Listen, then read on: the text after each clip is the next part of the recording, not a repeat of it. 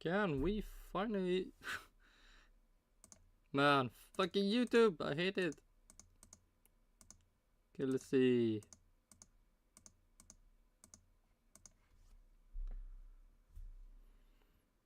God damn it.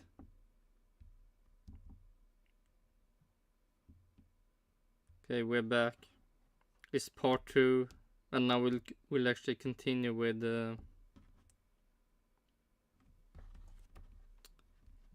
this stuff. Binotto.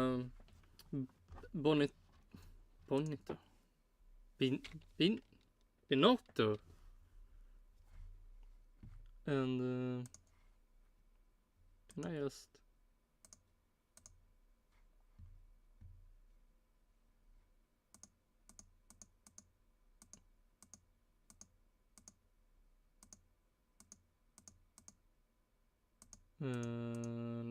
fuck me, I hate using 2 YouTube accounts. And like, can it be so fucking hard to just always be... Can it be... Yeah, fuck me. So, now we can actually... Fuck me. Part 2. And we'll continue with the race. They did a video. Audi's taken drastic action that shows its Formula 1 team is... Oh my god, fuck me. Where am I? Drastic? I don't know. Maybe not. ...in trouble already, a year and a half before even getting on the grid. Well, they... Making a bad car, I would say, is the biggest problem.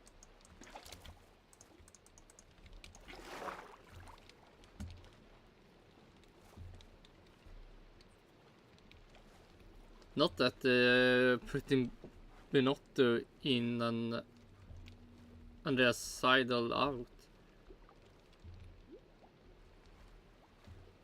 I mean, it somewhat look weird, but I wouldn't say it looked bad. It looked like, okay, they want to change some stuff up because clearly this season have been really bad.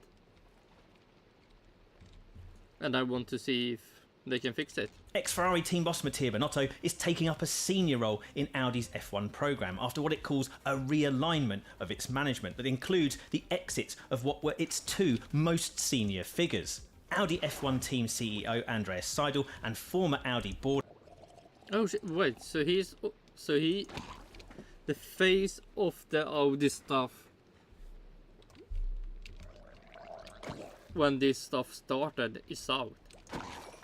Okay, that's... Okay, that look more bad. That guy is also out.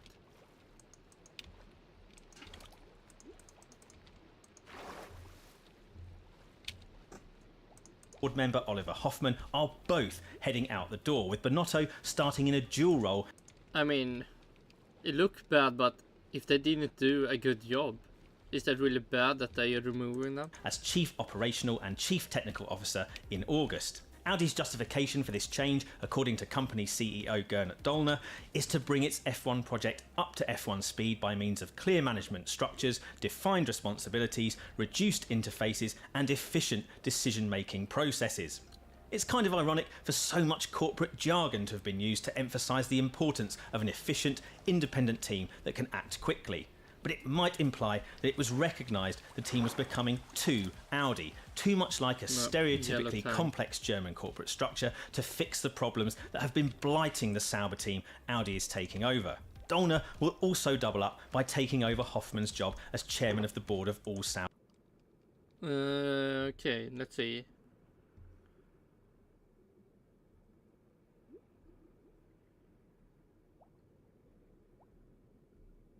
Okay, I mean, I did say nothing for me. As companies, so with Dollner and Binotto both having twin roles, there will at least be a slightly clearer chain of command. That being said, losing 2 of the architects of the Audi F1 project before the manufacturer gets anywhere near the grid is a remarkable development. Seidel left McLaren to head this up at the end of 2022, even though that was officially in a Sauber-only capacity for the first year or so. Meanwhile, Hoffmann only stepped down from Audi's management board to take on that Sauber chairmanship earlier this year.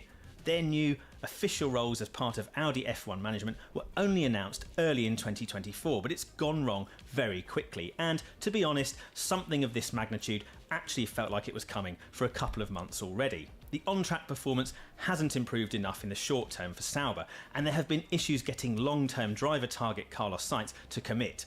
With some rumoured wrangling behind the scenes over who should really be in charge, it looked like it might be a case of Audi having to stand behind one of Seidel or Hoffmann. The fact it's both of them going is a big surprise, but reflects how... That you can say, this is a big surprise. Both of them out. Anders Seidel out. I mean, that I would say would be that bad. I mean, that could actually be really good. But the Audi guy, he's also out. Like, what? Why? How large a course correction Audi's most senior management members feel this project needs. We'll get into the on-track slump that led Audi to such a pivotal decision in a moment. Audi's committed to something that could be a massively disrupting factor 18 months out from an Audi works team being on the grid for the very first time. Everything has been planned over the past 24 months for a Seidel-led team to go in a Seidel-led direction. Binotto will want to do things his way, and that's going to take months to implement.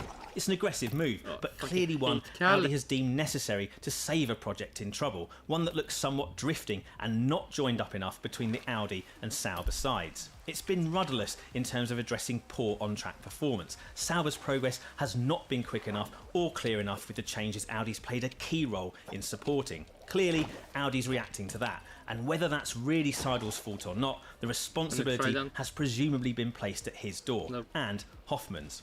For all the short-term pain that any Binotto-led reshaping might entail, it's much better doing this now than to start 2026 with doubts and then try to redo everything 18 months or 2 years from now when the Audi works team isn't performing at an acceptable level. Such action shows 2 things: that Audi is willing to be decisive and that it felt its F1 team needed a big course correction. But this is still problematic, given Audi has already had 2 years to start shaping its team for the better. Audi's only silver lining here is that there is still time to find a solution, and it desperately needs these personnel changes to be the start of that. I mean, I hope they will succeed with a with making a good car. Remember, it's a credit card. Oh my god, fucking ads! Go away.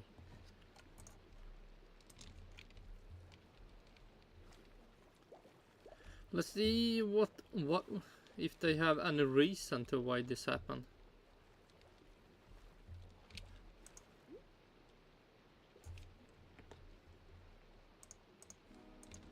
The Sauber team won't be officially called Audi until 2026, but the process of evolving into a works team has been going on ever since the German manufacturer bought into the team 2 years ago. And despite the supposed acceleration earlier this year when it upped its stake to 100%, nothing has got better on track. In fact, things have got worse. Think back to the start of this rules cycle in 2022 and Sauber flew, spearheaded by Valtteri Bottas. Yeah, true. 2022 was such a great. Let's see, can we... I wanna see, construction ship. Can we, 2022. What's 2022? Yeah. 6th, Alfa Romeo. Scoring the same points as Aston Martin because they've finished on high position. They got that. Let's see what happened in 2023. Okay, really bad. Yeah, Alpha Tauri, they were like 10th, and then the last races they just jumped up. So really bad, and now they lost.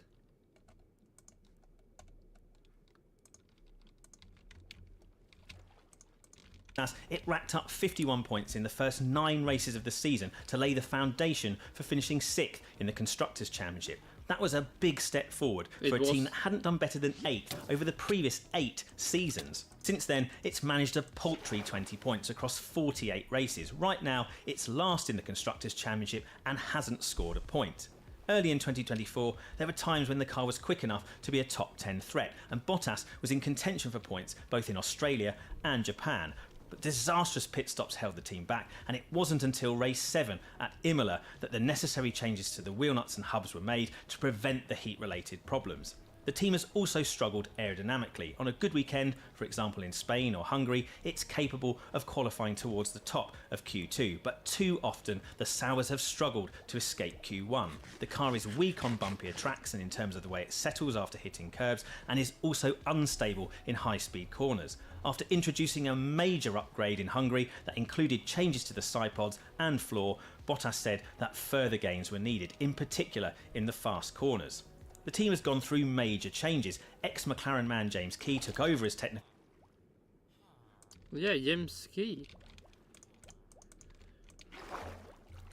Okay, wait, we need to keep making...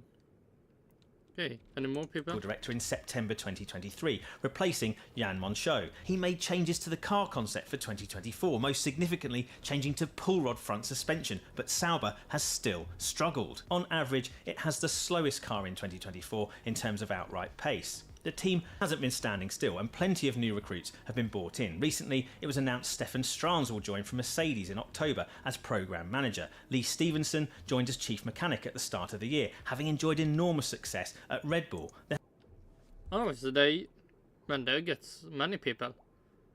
Still, what the fuck is happening? They get all these people and then they still... No point. Has also been significant recruitment behind the scenes as the team expands dramatically. The trouble is that on-track performance has remained poor. Yes. Audi doesn't expect Sauber to be running. But that's maybe because Valtteri Bottas and Jürgen Joe.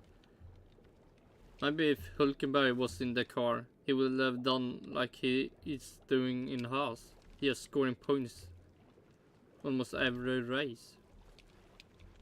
I mean, that could be the biggest problem.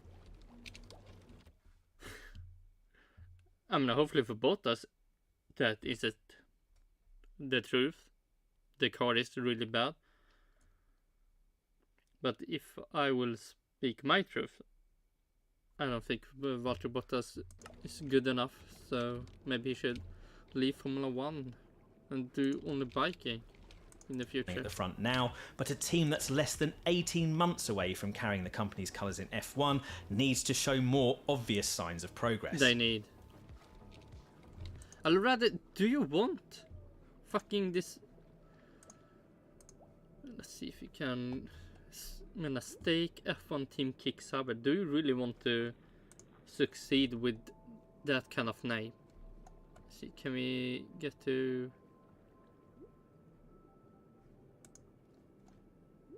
I mean, this fucking joke name. Stake F1 team kick Sauber. It's like, why? I mean, the biggest gambling joke ever.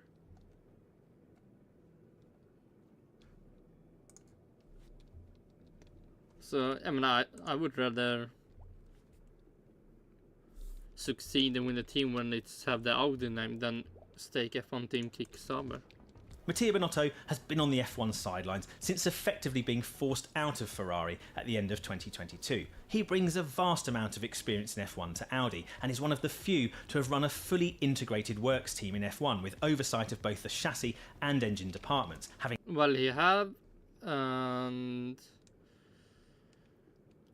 I'm gonna say he did just a bad job that he had to leave. But I mean, this could maybe just securing that they are good enough, and then when championship and construction ship then maybe he can go. I wouldn't say leave the team, but downgrade him from the position he are. Having risen through the ranks of Ferrari's engine. Well, maybe he will just have a position that he doesn't need to downgrade himself. Department, been its CTO and its team principal in a career spanning almost 30 years. Binotto's stint at the helm of Ferrari was, at times, controversial. Ahead of the 2020 season, the FIA announced it had reached a private settlement with Ferrari related to the FIA's suspicions, which it could not prove, that the regulations governing power units had been breached. That settlement led to Ferrari cooperating with the FIA on the policing of the regulations and was followed by a notable drop in Ferrari's performance, making for difficult 2020 and 2021 seasons. And although Ferrari used that time in the wilderness to begin the current rules cycle strongly in 2022, Binotto's leadership came under fire as Ferrari made frequent operational and strategic mistakes and failed to develop its car effectively. While his stint at Ferrari was not as successful as he wanted it to be, Binotto has plenty to offer Audi. He knows F1 inside out. I mean, he can be happy that a good season 2022. 2023, technically 24. and politically, and has the skills necessary to understand both the chassis and engine sides of a team's operations. He knows how to lead an F1 team under the most intense pressure and understands the realities of having to deal with the corporate side of a manufacturer. He also has the advantage of not being aligned with either Audi or Sauber. That means that he won't be seen as siding with one or the other and is in position to bring the two sides into better alignment. Oh yeah, because he's from Ferrari. I mean, yeah, this could actually be really good. That has been a problem. For him. Binotto has been there and done it when it comes to many parts of the role. What he hasn't done is lead a team to championship success in F1. And while that's the ultimate goal for Audi, well, he somewhat led a team to that. 2022. Now it faces a battle even to achieve respectability. His CV means he can hit the ground running and have an immediate enough impact to ensure Audi is building in the right direction. Whether he's the right person to take the team all the way to the top is another question, but maybe Audi's taken a look at what's happened at McLaren since Seidel and Key left for inspiration. The transformation at McLaren post-Seidel and post-Key indicate... Did they leave or did they get fired? That's my question.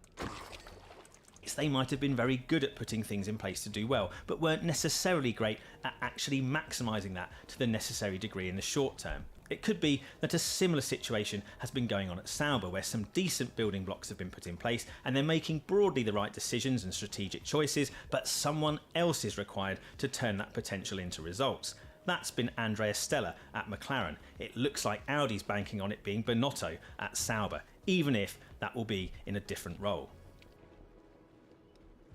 The first thing to ponder is what this means for Sauber Technical Director James Key. Binotto will need a senior technical leader to report to him as CTO, but whether he thinks Key's the right man for the job has to be up for debate. That's not necessarily... Could Key also lose his job? Because of Sauber's awful form this season, because while its development rate has remained as underwhelming as it was previously, Key joined too late to fully influence this year's car, so really it's too soon to judge him. But Key was undeniably a Seidel hire. They worked together at McLaren and Key only lasted a few months into 2023 there after Seidel departed. Despite McLaren's form turning around rapidly after Key left and that team's technical organisation being revamped, Seidel had confidence that Key was the man to lead the technical side of Audi's F1 project. Binotto might not feel the same way, and his influence could be keenly felt in other areas too. Audi will presumably need a dedicated team principal, one Binotto will need to appoint. German publication Automotor and Sport reckons current Aston Martin team principal Mike Crack is in the frame there already. Another department Binotto could make a decisive difference in is on the driver side. Seidel was known to be a major factor in bringing in Audi's first driver signing, Nico Hülkenberg, who is arriving at Sauber for 2025 on a multi-year deal, but Seidel failed to lock down long-term target Carlos Sainz. Seidel was considered a key weapon in trying to seduce Sainz, given they worked together at McLaren before Sainz joined Ferrari, so losing Seidel could be considered a big blow in Audi's already fading hopes of landing the multiple race winner. Except the person who signed Sainz for Ferrari was Binotto. His arrival could therefore revive Audi's bid for... Alright, good. Binotto making Carlos Sainz. It's a fresh chance for the team to try again at getting him based on a solid new foundation for discussions. The only major aspect not impacted by this, at least for now, is the engine side. it should be secure from interference, as it has its own organisation and structure and, at least according to Audi, is ticking along nicely over in Germany and hitting its targets. And the fact that building a first ever F1 engine to massively complex regulations that are concerning even F1's most established manufacturers is not the part causing Audi the most strife says everything about how much trouble its Sauber run race team is really in. Yeah, true. I mean, I believe everything Audi is doing is good.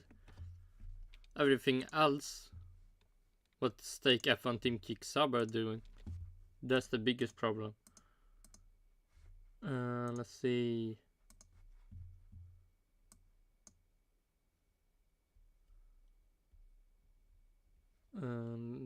Let's see. I want to see.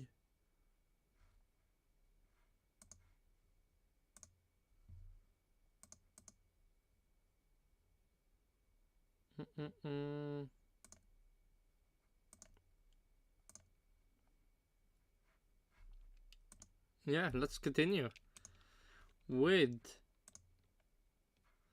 James.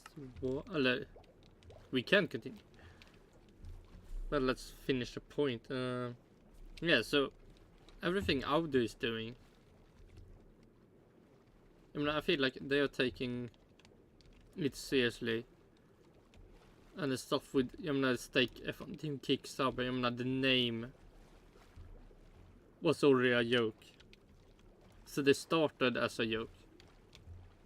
Then the pit stops was also a joke. And now the team is a joke. So so something need to change in Stake F1 team Kick Sauber. Can Binotto do that? Maybe, maybe not.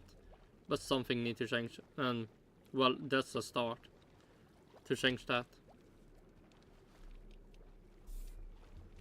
But the weird thing is why that Audi guy. Let's see if we can find that information. Let's see if they show anything about that guy.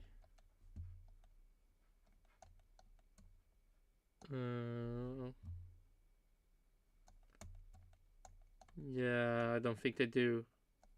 But the guy that you saw, that was the face of Audi when I showed the car and everything. Let's see. Yeah, this car. When I was showing the car, there's someone from Audi that were talking about this. That guy is also out. That's I would say is weird.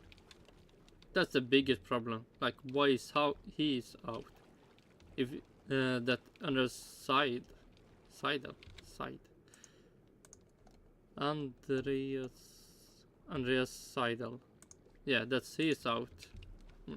That I want to say is so weird. When I look at the performance, still 0 points. There's nothing to celebrate.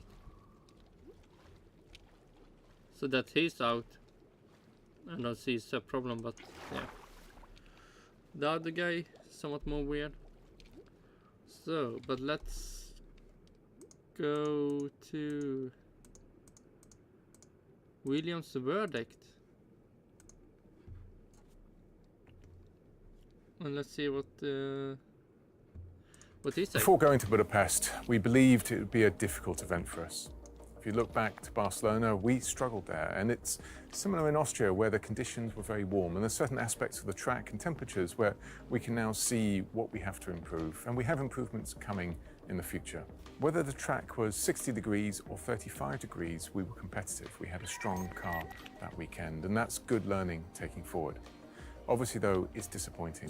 I think you'll see near enough all teams talking about the fact that they didn't get the strategy right. I don't think we got it right either particularly. There were elements that were brilliant and elements where we just weren't on the money. So if we take first and foremost Q1, I think we did a great job. The team did a great job there. It was difficult circumstances. Yeah, Logos did a good job. Cars went through to Q2, whereas others dropped out. The converse to that is really Q2. I think we had more opportunity than that. It's unfortunate timing. I don't think this is strategic, but when you're queuing at the end of the pit lane, it's fortune as to whether or not you get traffic on your flying lap.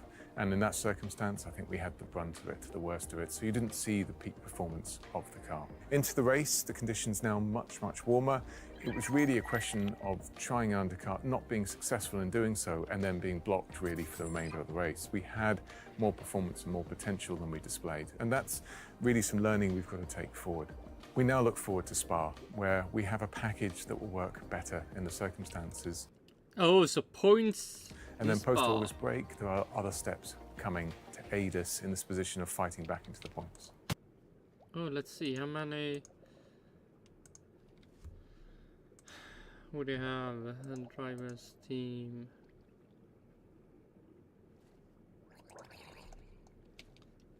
How far off are they? They're least close to Alpine, so only 5 points they need. But getting close to Haas will probably be more harder.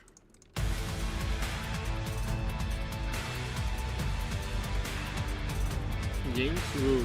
Welcome to the Val's Verdict, presented by Kraken. My crap.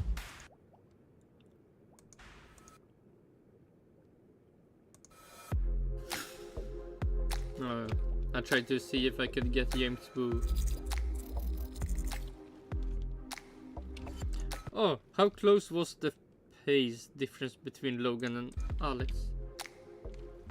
You can see this weekend there are moments where Logan has done some great work. For example, one that stands out, Q1.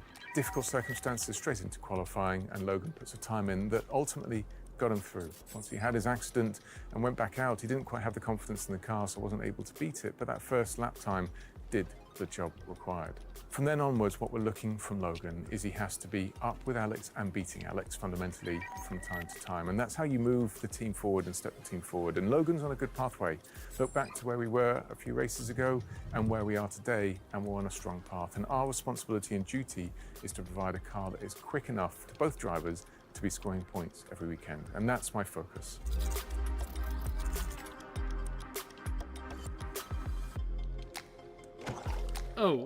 What feedback did the drivers provide post-race, and how will it influence preparation for the next race? Post-race, but not just post-race. Post every session we go out, FP1, FP2, FP3 qualifying, we sit down and have a debrief, and it's focused around what went well, what didn't go well, how's the car balance, what can we improve for the next session in the case of obviously free practice and qualifying. What do we need to learn taking forward? What can we do with overnight work? For example, we have the driver and loop simulator working overnight on a Friday night until the early hours of the morning. And that debrief really fundamentally creates the run plan and the test items for that. The debrief post-race, which I think is more specifically the question here, was more understanding how the balance was in the race and how the car performed in those warmer conditions, what we can learn and how we can learn it together as a result of it. So much of the circumstance was actually going through what could we have done better to find clean air for both drivers? When we were in clean air, why did we drop back? Did we have more degradation than others? Could we have managed it more? What can we learn taking forward? Much of that learning is more what I would call for the remainder of the year. It's not specific information we can use for Spa. There are circumstances, though, when one race worth of debrief will have an application on the following event, when they're similar in terms of either temperature or track content or energy content or setup. In the case of Spa, it's quite a different event, so there's not a terrible amount that really carries over from the Budapest debrief. It's bad, man. What does the post-race debrief process involve, and how soon do you begin analyzing the race data? I mean, as soon as possible, could be, but as soon as everyone have the time to maybe do the debrief. This question, I think, dovetails quite nicely onto the previous one. So, during the race live... have we been outside all the time? Why? Man, this is... I mean, if you wanted to be outside, sure. But man, this is... We've got Why? between 30 to 50,000 channels of data that we're able to see and process and look at, and we do. We don't look at all 30, 50,000 of them, but we do look at a subset of them, mainly around what the car's doing and what the driver's doing and what the tyres are doing. And obviously, not one individual's looking at that, each one will be looking at their own specific area. and it allows us to make corrections live in the race. If we start seeing elements of driving style that will help us on the tyre, that's fed back. If we can see elements of either racing line, gear usage, curb usage, we'll feed that back as well live, fundamentally. So that data has a real live performance application. But further to it, what it has is an application of how we understand how to improve going forward, not just for the next race, but for all of the subsequent races of the year. So answering the question on data, actually it happens from the second that the lights go off.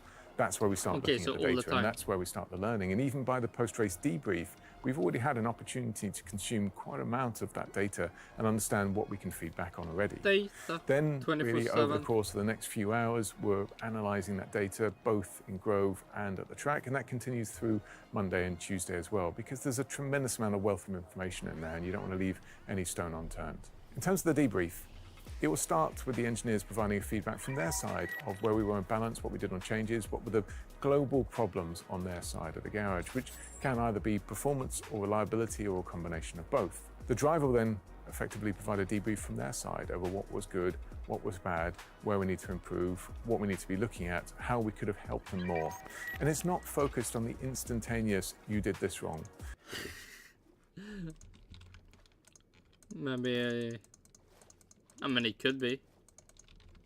Like if Louis Sargent crashes out or do something bad, surely it will be mentioned. Because that's not the culture we embody within Williams, but more importantly, those items that will be picked up in a huge number of forums afterwards. This is about how do we go quicker? And that fundamentally is quite a deep question, but it's one that allows you to understand into the depths of car setup, car development, tyre usage, and that has an application across the season. There are further forums that take place, one typically... I mean, like, you need to mention mistakes, so you will not make the mistakes again. Monday after the race, one typically on a Wednesday, Thursday after the race, depending on if we have a back-to-back or a triple header race, where we'll then go through a complete summary of each of the individual areas, be that strategy, be that reliability engineering, be that performance engineering. Here is what we've learnt, and here is how we're going to take this learning forward. And it's an open forum where you display all of the issues to everyone so that we can learn together.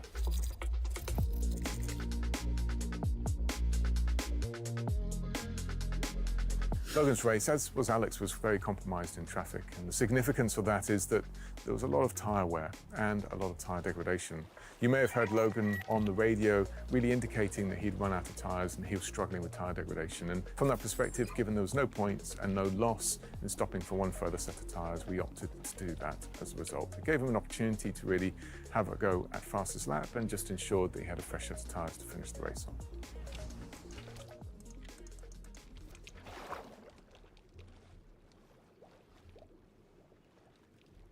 Oh, wait, what? Go at. You may have heard Logan. Alex, an opportunity. Oh, they just ended that. Really fast. Weird. Okay, that was James' verdict.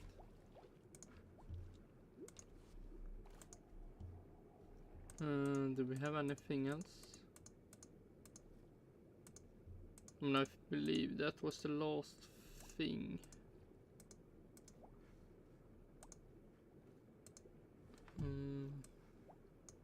No, wrong stuff.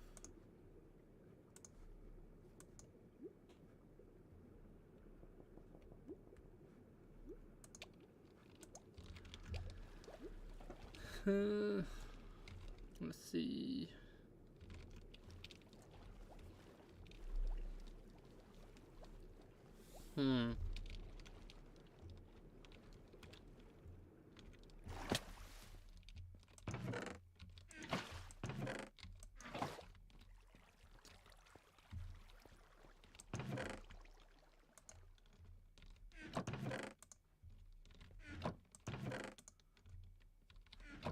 Let's see. We can collect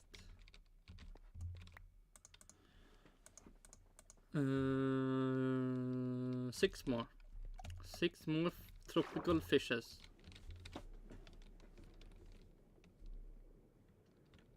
Let's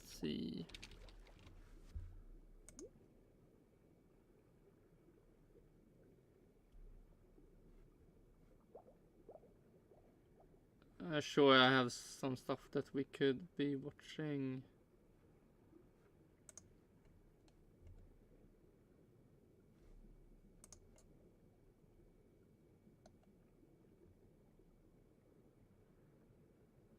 Let's see.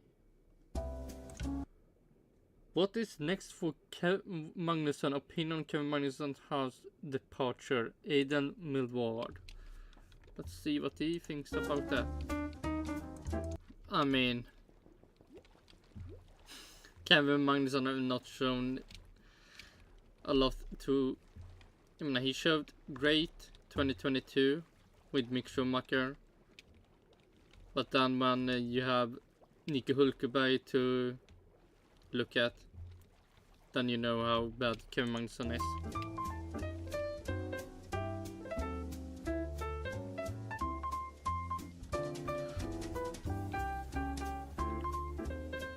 It's usually around September that these types of videos will start making their way to your subscription or your For You feed, because it's often around the Italian Grand Prix that we start to see drivers not having contracts renewed, or drivers kicked to the curb, and people started to move their way up from Formula 2 into Formula 1.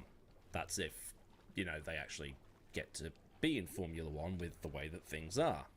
But already we had the news that Lewis Hamilton was going to move away from Mercedes, for whom he's been the equivalent of a one-club man in football, given that he's been in a Mercedes-powered car for his entire F1 career, and him moving to a team powered by anything but a Mercedes seems weird. It would be like Tom Brady leaving the Patriots, Lionel Messi leaving Barcelona, or Gretzky moving to Los Angeles. But all those things happened. And they were weird. Also, this is pretty much going to be a stick me on in the background type of video with less talking head and more pictures and commentary. The abrupt change in weather has set my asthma off, and it's just easier for me to make a video this way. On top of this, we had the even more shocking news that Adrian Newey was going to leave Red Bull after 20 years, 6 Constructors' Championships and 7 Drivers' Championships. The most successful designer in F1 history, and probably the most decorated man in any form of motorsport this side of Roger Penske, abruptly left his position at Red Bull, thought to be in part due to the carnage and perceived power struggle happening over at Milton Keynes, on top of the alleged abuse of position committed by the team's principal, Christian Horner. And at the time of writing, the 19th of July 2024, it's still a bit up in the air as to what Newey is going to do. Jeremy Clarkson went on a wind-up at the British Grand Prix saying that Newey was house hunting in Oxfordshire rather than Italy, while it could be possible that Newey just retires to his massive boat in the Med. Since Newey announced his departure from Red Bull, it's been pretty quiet on that front, and I expected there to be rampant speculation and constant updates on this, given how long and successful his CV is, and how high in demand he would be. Because I mean, it will be amazing if he joins Williams. let's be honest, Newey is the kid that everybody wanted to pick first for football on the playground. If you have Newey, chances are you're going to be successful. But now the news has Or getting a lot of people that maybe want to work with him. come out that Kevin Magnussen is set to be out at Haas, and for 2025 there will be a free seat up for grabs. But who even wants that seat?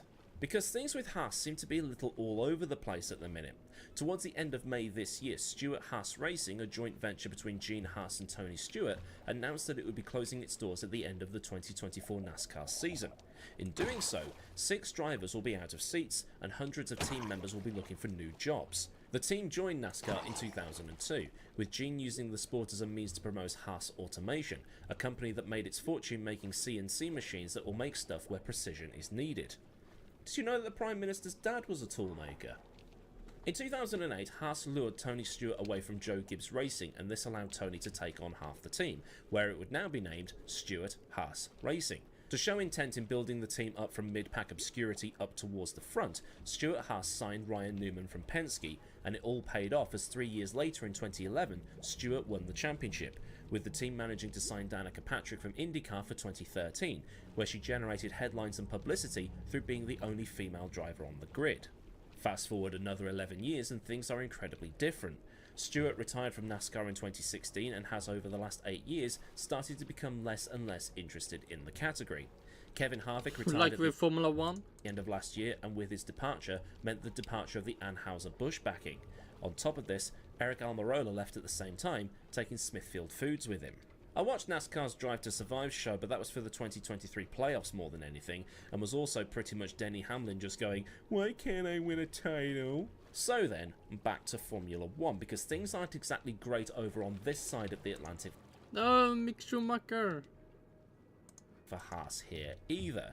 They finished bottom of the standings last season, despite finishing 8th in 2022, which was a considerable improvement over the utterly useless 2021 season that they had. Gunther Steiner left Haas in January to be replaced by Ayao Kamatsu, I hope I've got that pronunciation correct, who was the trackside engineering director, with the whole thing being the desire to get things running again so they could climb back up the order in the constructors. This being after Steiner had been quite vocal about how the team was being run from the States, and how a lot of people were saying why Haas is still around, given that Gene doesn't seem to want to put money in his own pocket to help the team out, and that the team would be better off being sold to Andretti instead. Actually, but true. at the minute, this restructuring at the top seems to be working. In the last couple of races, Haas seems to be cooking with 2 6th place finishes, and the cars seem to be knocking on the door of points more often than not when they don't score points. There are a couple of exceptions, such as Bahrain, where one of them was 16th, China was another 16th for one of the cars, 19th in Miami, and 17th in Spain. But they are just about getting points at any other opportunity. This bit does get a little bit confusing because what I'm known for is the historical stuff. So when I go back through the results into the 80s, 90s and 2000s, it has the car numbers so you know which car got what result or which result. Yeah, I'm having one of those days. Now, for whatever reason, it's the best result listed first on the modern point standings. So Mercedes has its 2 wins at Austria and Silverstone, but after all of those years of looking at the older results, my brain defaults to Hamilton having those wins, even though Russell got one of them. So Haas looks like they're having a moment of being on the up, although it'll have to be a wait and see on how that form translates into the second half of the season. Where the problem now arises is at the end of the year they'll be losing both drivers. Hulkenberg is off to Sauber as it transitions towards Audi, and Stake F1 team kicks Sauber. now Magnussen is going to be gone. This now means that there's 6 seats available for 2025 as not everybody is locked in yet. There's a free seat at Williams, a free seat at Sauber, 1 at Haas now, 1 at RB, 1 at Mercedes, and 1 at Alpine. 7 if this whole thing about Max leaving Red Bull at the end of the year actually happens. You know, if you want to create some sort of Max is holding the rest of the driver market hostage thing here. Okay, let's 18, 20, 22, 24, 30, 36, 40. 40. 2000. 2002.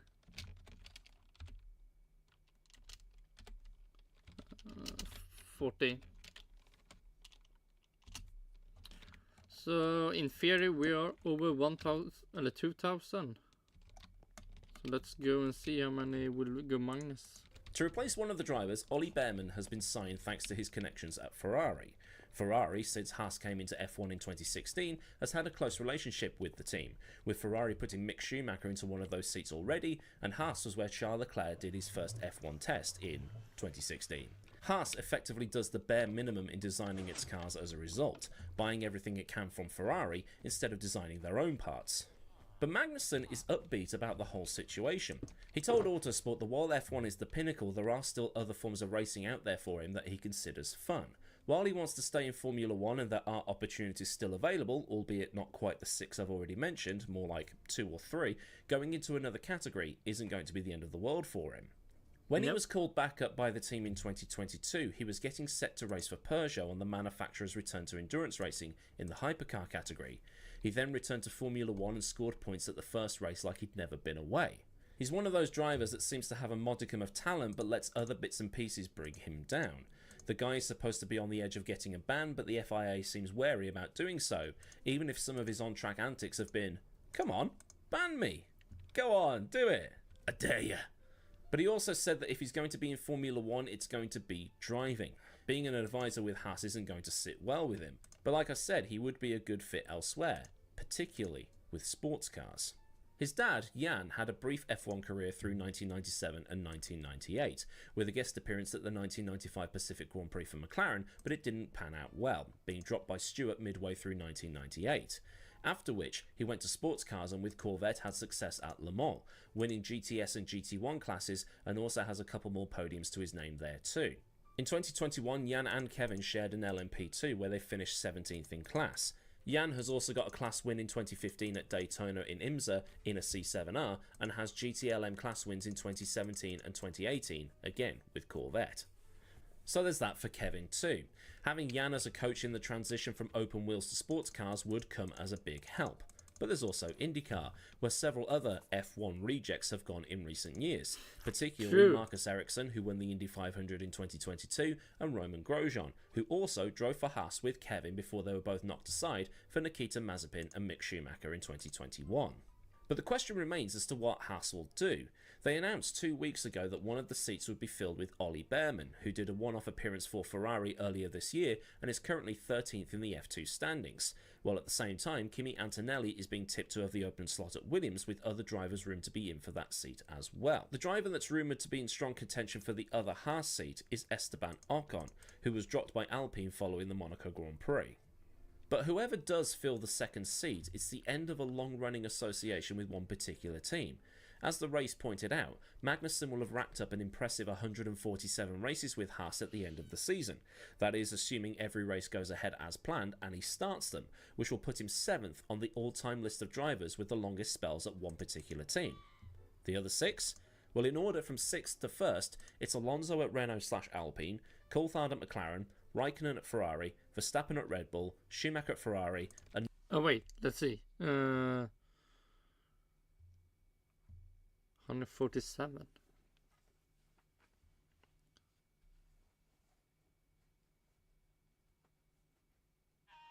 $188. Most race for single. Oh, let's see. How many is left? It doesn't matter. But man, Max Verstappen can maybe take the lead.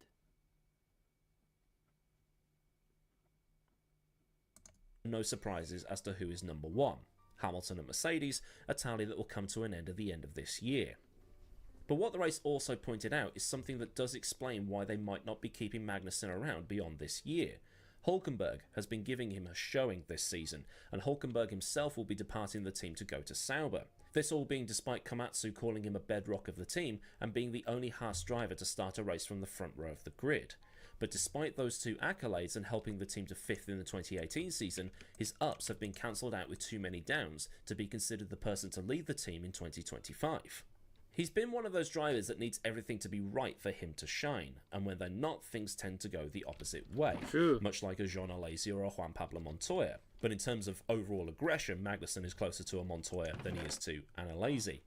Hulkenberg has 22 points this year versus Kevin's 5, and despite taking part in many more races this season, Kevin is still behind Behrman in the standings, while Hulkenberg is more than comfortably above. Hulkenberg's top 10 finishes this season is at 5, Magnussen at just 2, and Hulkenberg will likely overtake Stroll, who is just a point ahead of him, and then enter the top 10 for the driver's standings. However, Magnussen did get a podium on his debut in Australia in 2014. Sure, helped out by Ricciardo's disqualification, but it seems that since he hasn't really lived up to that.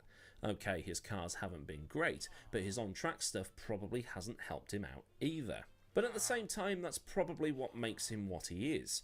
He's a solid midfield driver that needs everything to fit right to get a wonder result, but at the same time, his personality is a welcome difference from the cookie-cutter corporate drivers you see a lot of on the grid today. He's not afraid to say what he thinks, and that... Wait, do you mean... Oh, you watch the IndyCar or Formula 1? divides people. His suck my balls comment to Hulkenberg will make every highlight reel for eternity, and when called upon to hold people up so Hulk can get further up the road, he does it. Has he pushed it a bit too far while doing that? Probably. Has it worked? Yeah. But it's also nice to see his enthusiasm for going outside Formula 1 and giving something else a crack. Like someone said in one of the comment sections, he's going to be 32 when he leaves the sport, so he's got plenty of time ahead for him to do what he clearly loves doing. Racing. Jan is still racing at 51, and Kevin will have at least another 10 years if he lands a solid drive. Danes seem to have a knack for endurance racing, it seems. Another comment here says... Oh, he can do that.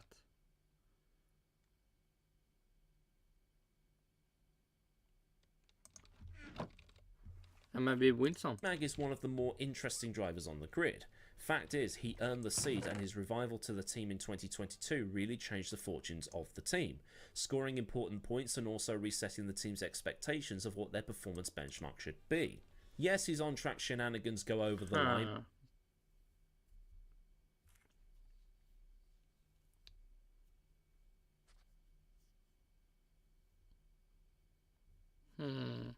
I wanna see now. Go away. What purple bet did I get first? Where do we have it? No.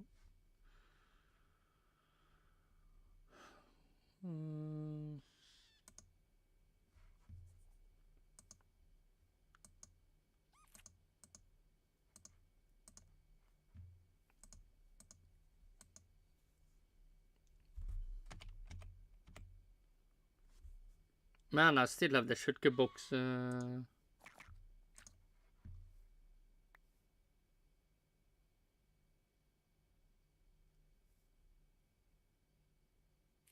What the fuck I'm looking for? Betty Purple Cyan.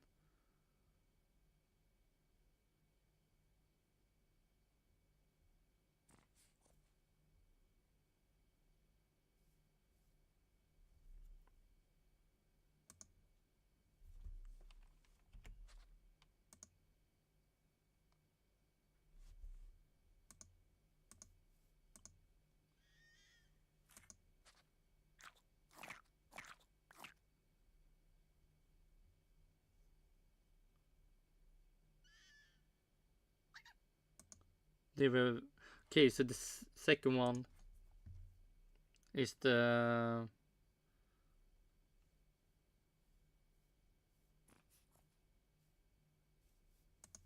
okay. This one we can go away with. Okay, continue with Aidan Millward. But he did it to help the team and Nico score points. He deserved his F1 shot. Maybe he wasn't the best F1 driver, but was a solid midfield driver and fairly quick when everything suited him, as his debut at McLaren proved. Far worse F1 drivers have had much better chances than K-Mag. And that person is right. A lot worse have had better chances. Magnussen was called back in 2022 for a reason. He knew the team, he knew the setup, and came back and put it straight into the points. Problem was, his inconsistency showed, and that was part of the reason Hulk was brought back in. I mean, Mick Schumacher sometimes was better. And that's something. And as they say, your teammate is your first opponent, and Kevin's not been matching him.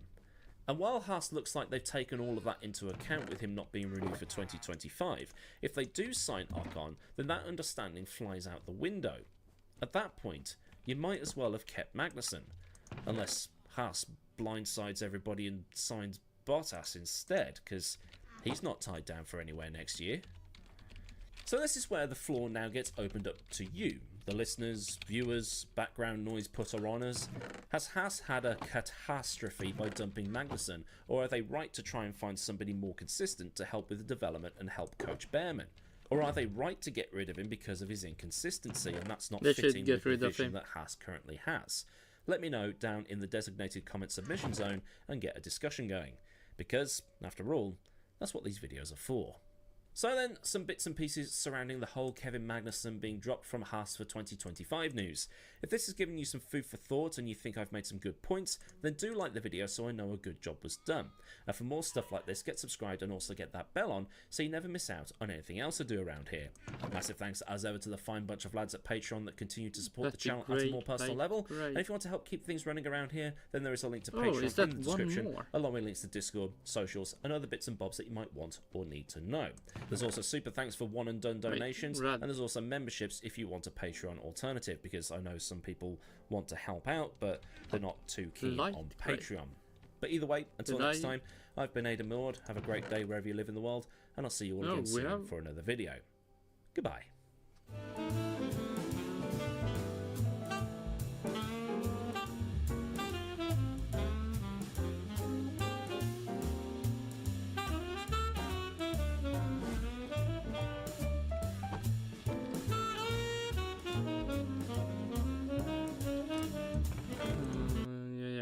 light grey. Oh, light grey lime. Okay. We need one more chest.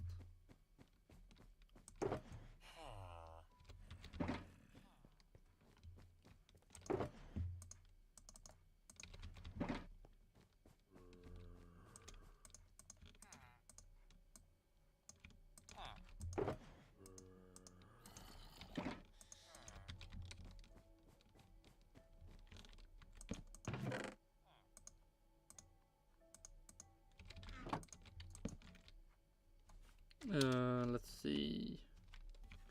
Betty Gray.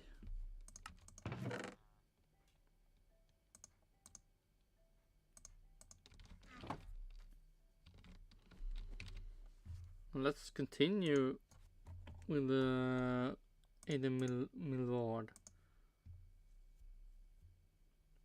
We too can do this one. Maax Verstappen in Hungary.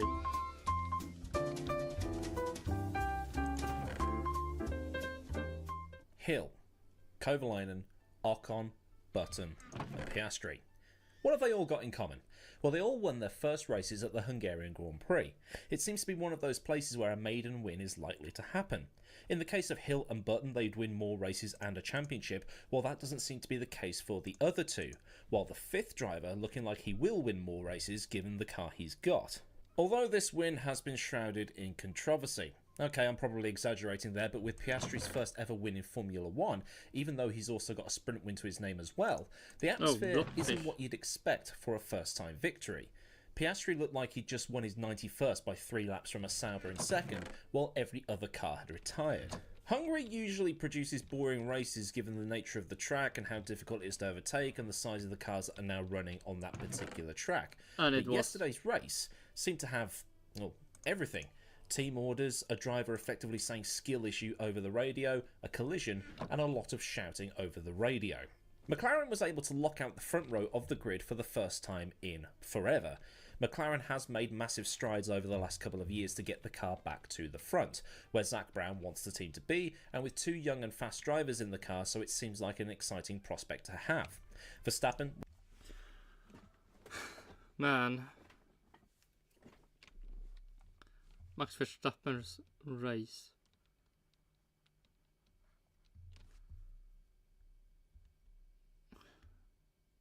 Let's see. Sir Perez was in third with Sainz in fourth, Hamilton in fifth, and the rest of the top 10 made up of Leclerc, Alonso, Stroll, Ricciardo and Tsunoda. This was also one of those wet-dry sessions that saw Russell go out in the first period. A lot of people assumed that the start would be spicy. Max Verstappen does not like starting third. He wants to be at the front, and the faster he can get to the front, the better. So something happening at turn 1 was bound to happen. And Max tried an overtake into turn 1, going round the outside of the 2 McLarens as Piastri got a better start than Lando. As they approached turn 1, Max was right on the outside, and as Norris left Piastri space, Max had to go off, where he gunned the throttle and managed to get second place from Lando. Norris is immediately on the radio saying that Max overtook illegally. Max said he did nothing wrong, and the debate went back and forth as Piastri bolted into an immediate 1.5 second lead. On the very next lap, Max's race engineer told him to slow down and let Lando back through because they were under investigation and Max might get a penalty. So letting Lando back through might just sort of, cover off any potential penalty. And Max immediately said over the radio, "What, so we could just force drivers off the road now?" And this was going to be the first in a very long line of angry transmissions. Meanwhile, Piastri was comfortable up out in front. Discussion was that Norris wasn't too happy with the balance of his car because Piastri had got a 3-second lead by lap 14, with Verstappen 3 seconds behind the other McLaren and Hamilton just outside of DRS range of the Red Bull. Which was interesting to see given that Norris had been rapid in qualifying with only 1 set of new tyres available to him, and Hamilton pretty much on the gearbox of the faster Red Bull, with a car that hadn't been on the ball at all in the hotter conditions at the Hungaroring that day. 4 laps later, Verstappen radioed in saying that he couldn't brake and that the front and rear brakes were really bad. But another interesting thing to note was that McLaren knew that Norris's fight would be with Max and Lewis, pitting Norris first to avoid the undercut from Hamilton. Now, I'm no expert on strategies, so it's all a bit confusing for me, so some extra light being shed on that would be useful. Don't know about you, but with Piastri in the lead, it seemed like they were protecting that potential win and using Lando to hold the other two up. Piastri pitted on lap 19 and was able to get out ahead of Norris. Verstappen carried on into the lead, but he still had to stop. And when Verstappen stopped, Lewis had managed to undercut him because of the way that the Hungaroring works. But Lewis seemed to struggle on the hard tyres. By the start of lap 35, Maax had caught right up to the back of Hamilton, and while going defensive, Lewis made a small lock-up into turn 1. Using the better exit, Maax came up behind Lewis and then tried to go the long way round of turn 2. But whether due to the issues Maax was already having, the marbles or something else, Maax overcooked turn 2 and Lewis kept the position. This is when Maax got back on the radio to the pit wall. I'm -5 on the brake balance and this thing just doesn't f***ing turn. End quote. Red Bull had brought a new upgrade for this Grand Prix, doing something to the engine cover to slim stuff down and do other aero wizardry. Yeah, they tried to make the car better. They didn't succeed. And you can say Max Verstappen was not happy with that. No, why would you? With it, which has been the most obvious visual change to the rear end of any car all year. In doing so, they were trying to get less aerodynamic loss at slower speeds, and that they'd also made changes to the front wing which were less noticeable, but designed to help generate more load on the front end. But that didn't seem to have done much.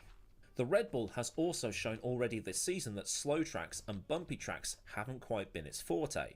Tracks that need the car to do a bit of curb riding haven't really worked for them either. Nope. And if you look at the onboard cameras from the weekend, Piastri and Norris had been able to use way more curbing than Verstappen was able to. The McLaren was about 1.5 tenths faster just through Sector 2 as a result. I did a video ages ago in the rig over there talking about how using the entirety of the track can help translate into a better lap time, and because the Red Bull couldn't use all the track at the Hungaroring, it was a little bit slower. And Maax pushing to try and overcome that deficit that was caused by not being able to use the whole track was starting to frustrate him, and it was quite clear over the radio how much he was being frustrated. On lap 41, Maax made another radio message that broke the bleep machine, and David Croft mentioned something about being sleep deprived, given that Maax was up at 3 AM doing the Spa 24 on iRacing at the weekend, the same weekend as the Hungarian Grand Prix. Earlier in the season, he'd done the Nürburgring 24 the same weekend as a race weekend and actually won both races, but this time it hasn't seemed to go well for him. The comments made by Crofty were the proverbial low-hanging fruit that has got a lot of people riled. I actually don't know if I'm here for it or not, but to be honest, so many people on the internet were saying the exact same thing. But in the second phase of the race, Piastri looked to be struggling. He had a big twitch through turn 11 that saw him lose some time, and he dropped a wheel into one of those little gravel strips on the edge of one of the corners too. It meant that Norris was eating into the lead, and it might mean that team orders might come into play for Norris to get back in front. That's what people on Discord were saying at the time, at least. At the end of lap 41, when Hamilton pitted, Maax made another transmission. It's quite impressive how we let ourselves get undercut and just completely fuck my race. But as Brundle pointed out, Maax was just 11 seconds off the lead and was going faster than the two McLarens were. So something in there must have been working, especially with the Red Bull now in clean air. 4 laps later, Norris was in. With the undercut of the Hungaroring being so powerful, Norris was certain to be in the lead once Piastri came round to stop. McLaren's transmission to Piastri once Norris came in was that they'd managed the situation. It sounded like they would be protecting a 1-2 and not really caring which order the drivers came home in. But again, I don't get strategy and stuff. It's something I need to learn more about and maybe do a video on in the future. Piastri came out about 2.5 seconds behind Lando. Once again, the message was, don't worry about Norris. All this goes towards making you think that this was all about a 1-2 more than anything else. Get that 1-2 and close the gap to Red Bull, with Maax now being in 4th and Perez racing in Formula 4. On lap 53, Maax was on the back of Leclerc, who was on 12-lap old mediums, so Maax definitely had a tyre advantage. Meanwhile, Lewis was on 12-lap old hards, which in theory should be better than 12-lap mediums, but Lewis had been on the radio suggesting that his first stint had been too short. Maax tried to show himself against Charles at some point prior to being in a position to get by, and GP, his race engineer, said, "Well, that's some gentle introduction," in a dry, sarcastic tone, which is normal for that guy, apparently. Maax snapped back, "No, mate, don't give me that shit. You guys have left me the shit strategy, okay? I'm trying to rescue what's left." Crofty repeated the joke about staying up all night to play video games, just in case we hadn't heard it already. We move on a bit further now, lap 61. There are hints being dropped towards Lando that maybe you should sort of, maybe let Oscar back through. Lando said that Oscar has to get closer, which, coincidentally enough, is the same thing Lewis said to Bono at the same circuit back in 2014, I think it was. If Rosberg wants by, he needs to catch up, was basically what Lewis said. At this point, Oscar was 5 seconds behind Lando, and Lando was driving quite quickly. Lewis was not willing to just slow down and give up that gap. Max did the same thing at Brazil a couple of years ago, Vettel did it at Malaysia in 2013. This isn't the first time it's happened, and it won't be the last. With Hamilton 11 seconds behind, there was the gap there to play the switching game, but the question is, was it necessary? Meanwhile, Max had now closed right up on Lewis and it was flashbacks to 2021. I'm sure there were many expecting fireworks and it would be a case of when, not if, those fireworks happened. But considering... När så said it happened, I wanted to see Max Verstappen on the podium. And not fucking Lewis Hamilton. I mean, who wants to see him on the podium? People say that Lewis can't race. The defensive moves were firm but fair, especially through turn 2 when Max tried to go around the outside on lap 62 and Lewis ran him right up to the outside, leaving just enough room as dictated by the rules, and in a moment of frustration, Max left half of his rear tyres on the road. Shouldn't you leave a car's width? Max asked on the radio. I think you were behind at the apex, came the reply. Whatever, man. It seemed by this point GP was getting a bit bored. It's the next lap though that the fireworks happened. Max decided to try and throw it into the first corner from way back. Lewis cleared a Williams and moved back to the outside, so in my mind I don't think he was expecting it. If he was, he'd have probably have covered the inside. Max locked up, slid past Hamilton, and because Hamilton was turning in for the corner, Lewis's front right made contact with Max's left rear and the Red Bull went full face down booty up. It was eerily similar to this, if I'm being honest. The camera angle, the dive bomb. The only difference is the car on the outside went to the outside of the corner and was out of the race, rather than both somehow continuing. It's actually amazing how both of them carried on with no damage. True, after when you saw Austria with Max and Lando. But no penalty was given, despite everybody thinking there would be. The stewards saw it as a racing incident because they thought Hamilton should have done more to try and avoid the collision, which has caused a lot of debate because some think that Hamilton moved in the braking zone and some think that it's not Hamilton's responsibility to just dive out of the way of an out-of-controlled car.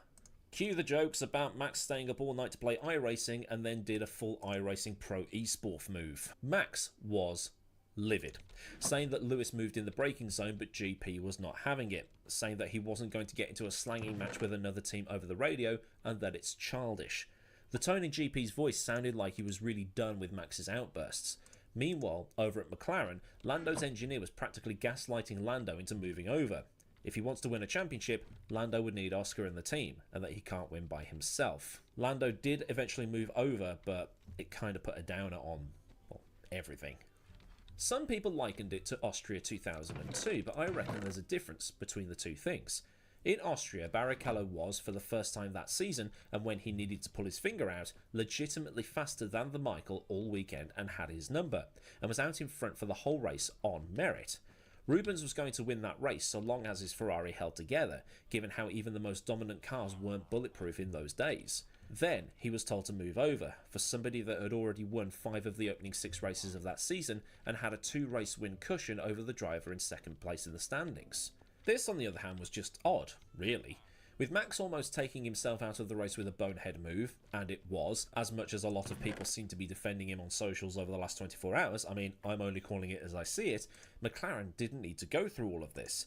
It would have actually been better off to leave them as they were.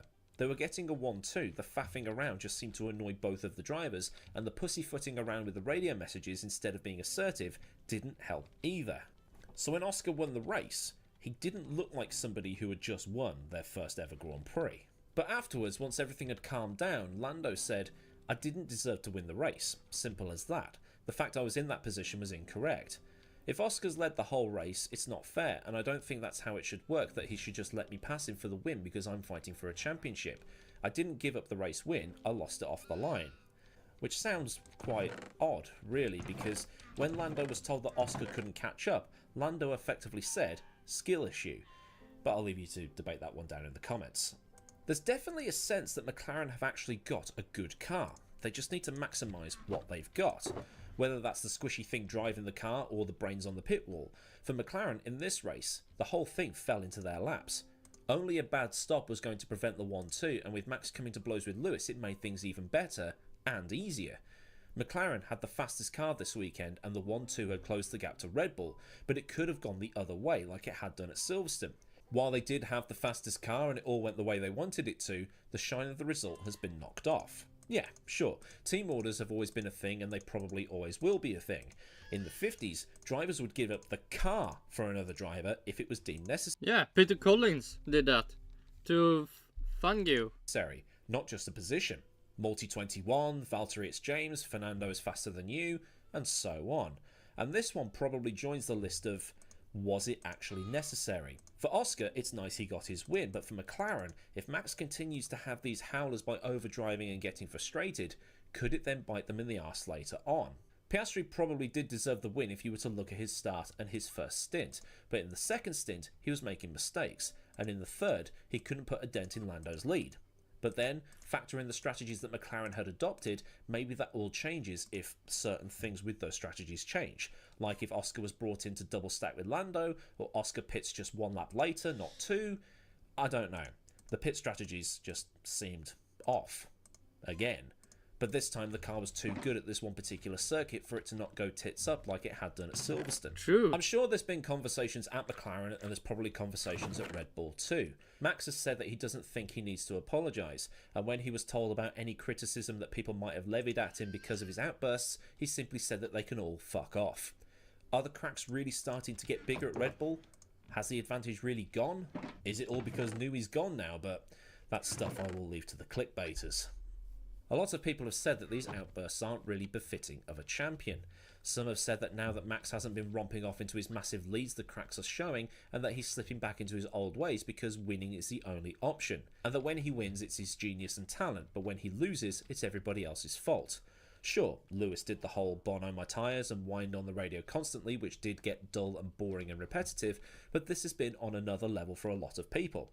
I don't think that Frank Williams, Ron Dennis, Eddie Jordan or Flavio Briatore would have stood for it, but that's one for you lot to argue over. But one thing is clear, this is the 7th different winner of the F1 season. The last time we had that many was 2012. Will we get an 8th and match 2012? Who knows? Depends on if Perez gets with the programme or if there's another chaotic race in, I don't know, Baku or something. But who even knows at this point? Will McLaren continue the upward trend, or is this one of those outlying races? Will Red Bull be back? Will Mercedes find some pace at Spa?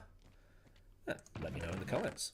So then, a look at the Hungarian Grand Prix of 2024 that seemed to have a little bit of everything.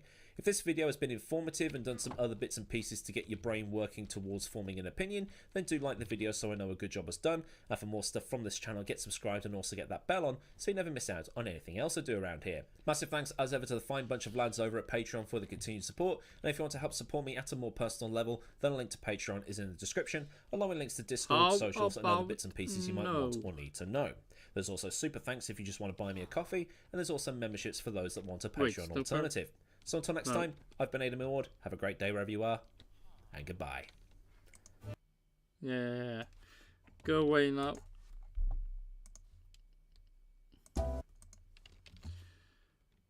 But why would you be happy with the stuff Red Bull did in that race? They were snooper purple, orange. And we have purple orange. God damn it. Spot the orange.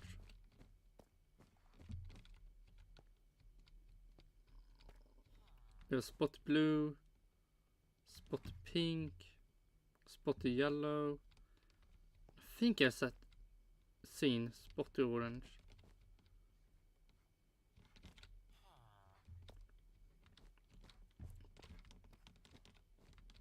Apparently not. Spotty orange. So I have seen spotty orange. But I don't know where. Spotty brown.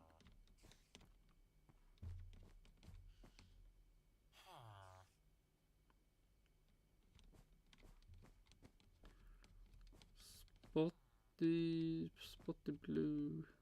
Spotty pink. Spotty Magenta.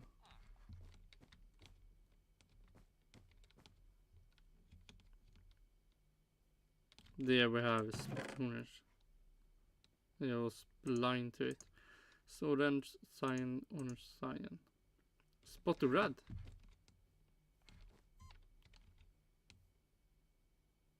Spotty Pink.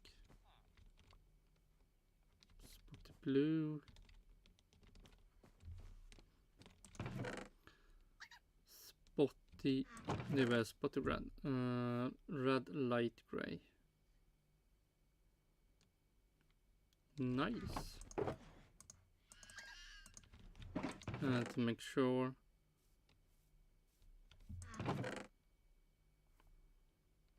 Red light gray. Red light gray. Nope. We don't have red light gray.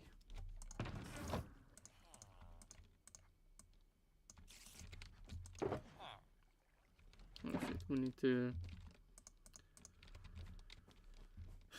make more signs.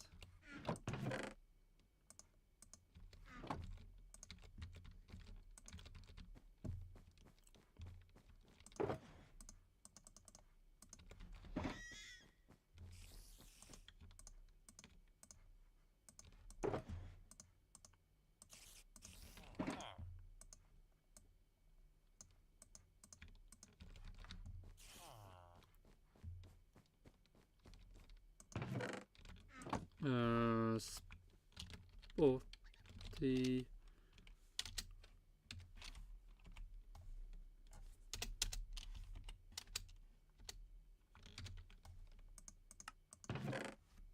red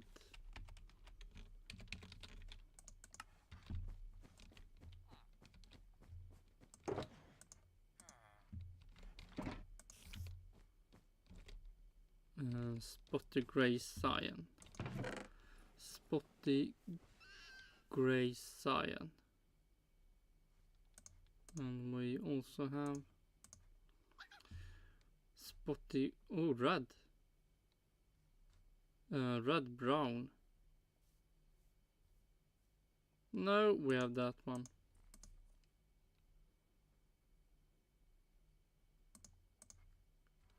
Spotty yellow.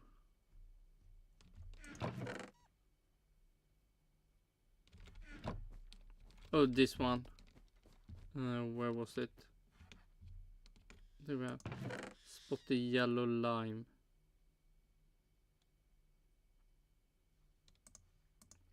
That one we also have. Spotty blue. Spotty blue black.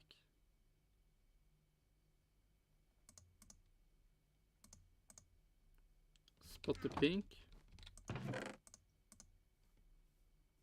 Pink purple.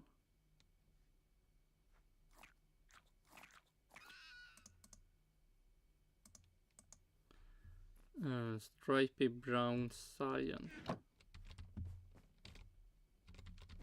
Stripy brown. Stripy brown.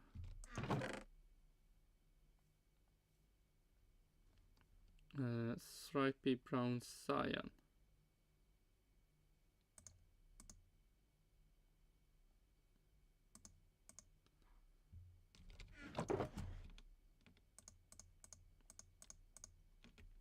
Oh my god, oh, it would be so many purple magenta.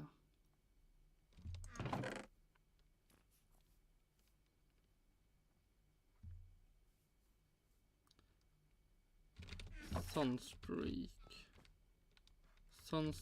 purple.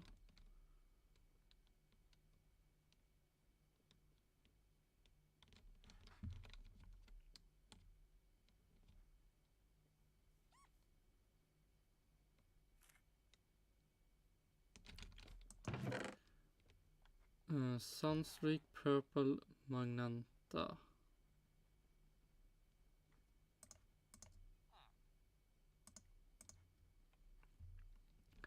Sunstreak light gray.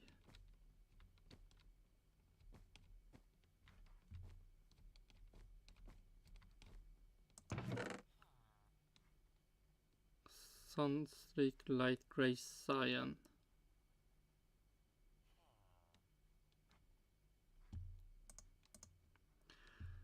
Light grey cyan. Let's see, yellow, brown, grey, purple, light, black, red, magenta, green, light blue, cyan.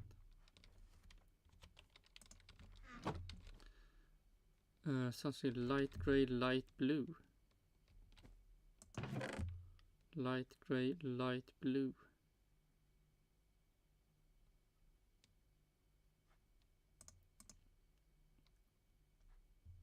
Oh, there we have light grey, light blue, light grey, light blue. Sunstreak brown.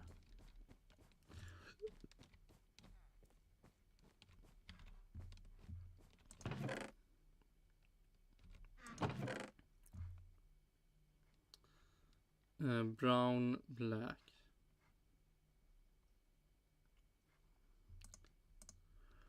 Sunstreak brown, black, brown, black.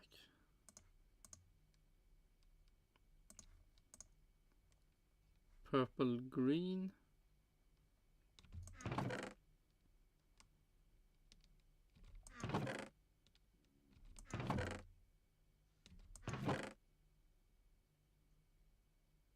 Oh shit. With that we need to fix purple, green. Purple, no, Sunstreak white.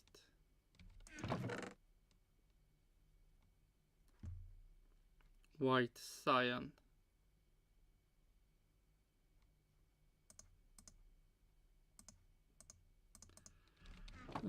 Purple, green, Sunstreak purple.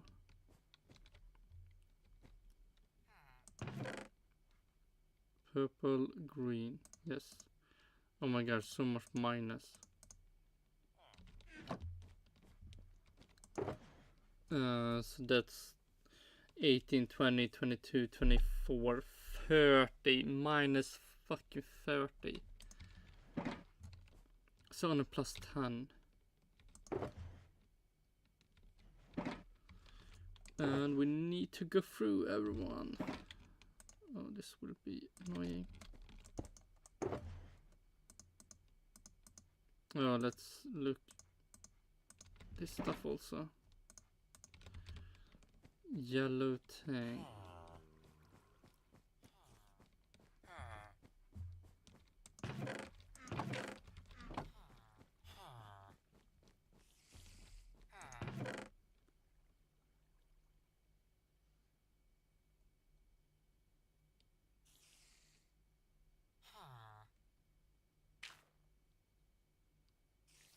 Okay, we don't have yellow tag.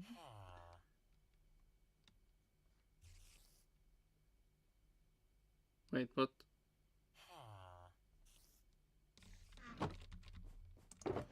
They're both the yellow tag.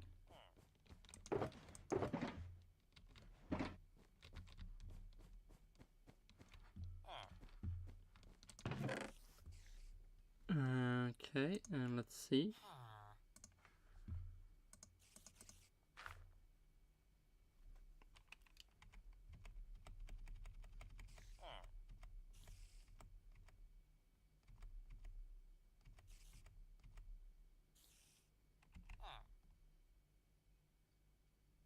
Yellow tag, yellow tag.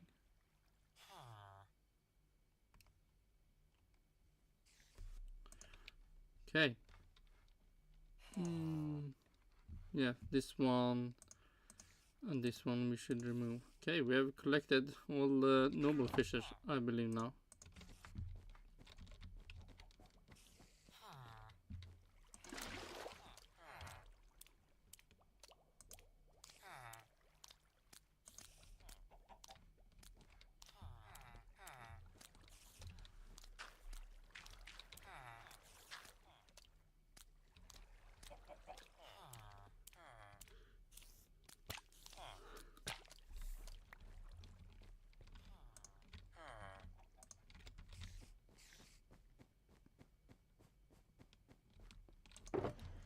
to make sure about that. We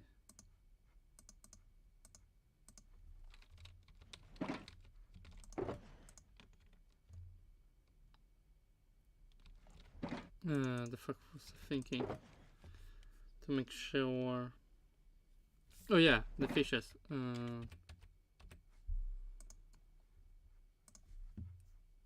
Tropical fishes. Let's see how many.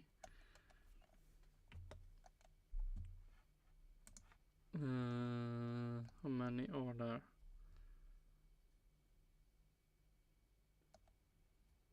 Bedrock. In tropical wild time appears. One of 22 variants seen on the right. 22, 4, 8, 12, 16. Yeah, 22. Let's see, do we have 22 now? 9, 18. Wait. 18, 20, 23. It should just be 22. Which one is a copy? Holy fuck, this will be a nightmare. Yellow tang, did I see yellow tang?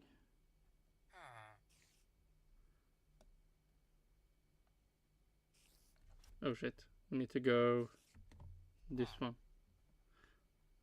Because now I'm looking in Minecraft. Yellow tang, no. Queen angelfish.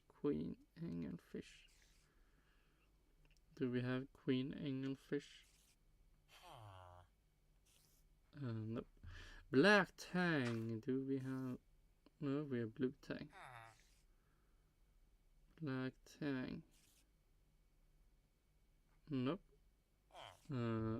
Fred fin. God damn it that I need to do this just to make sure.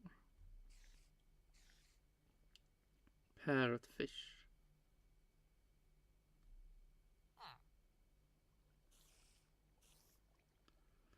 Nope. Yellowtail parrotfish. And a yellow. No. Blue tang. Do we have any blue tang?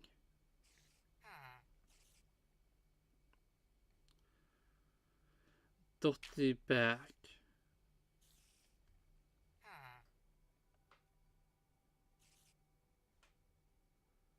Emperor red.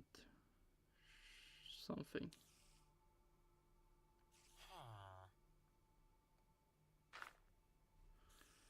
Nope. Butterfly fish. Do we have an extra butterfly fish?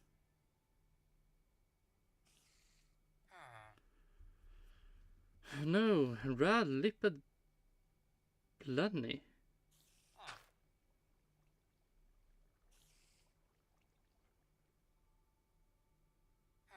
No. Tigerfish.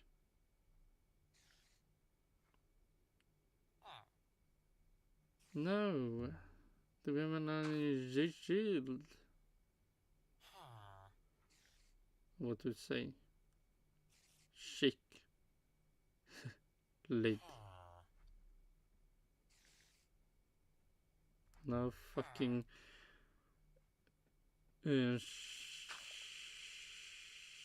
lid. Dotty. The dotty back, didn't we? The fuck? There we have dotty back. Oh fuck me. Okay, we have the copycat. Fuck that fish. Now we have 22. Oh my god.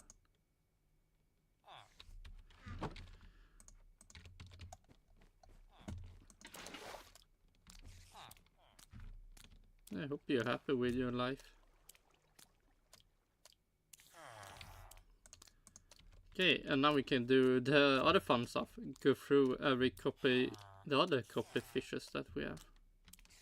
So we can write down that we got Fucking 13 fishes minus.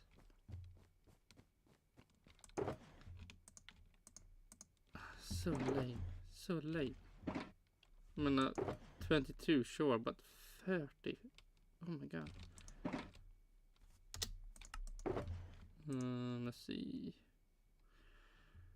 Can we place? No, we need more room.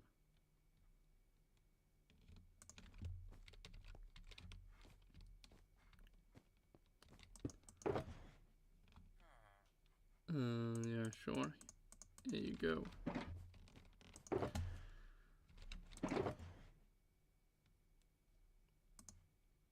We have that. Okay.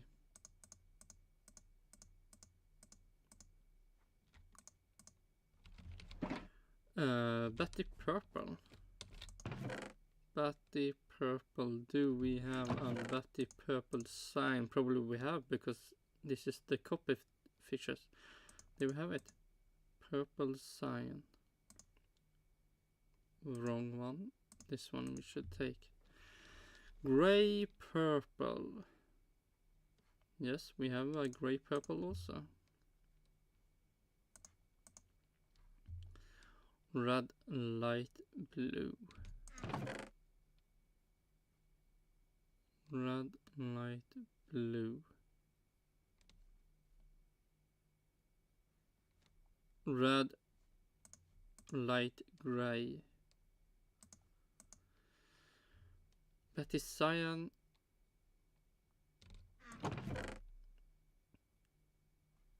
Betty cyan, Betty light gray, Betty cyan light gray.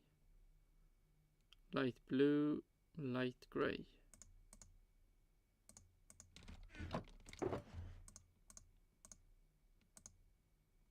Blockfish lime light blue.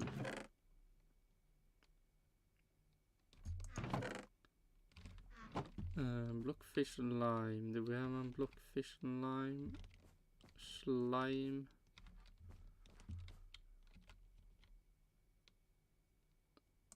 There we have it. I was staring at it and still couldn't see it. Blockfish lime light blue. Yes. But hopefully this will go fast even if it's fucking 30. Blockfish green. Do we have a blockfish green at this side? We have. Green, black.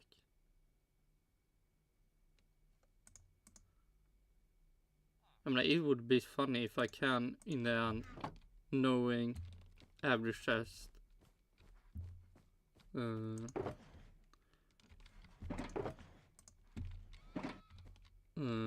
From just knowing. Like browny grey black, that I 100% know where the grey black is. But for now I don't. But I can guess somewhat.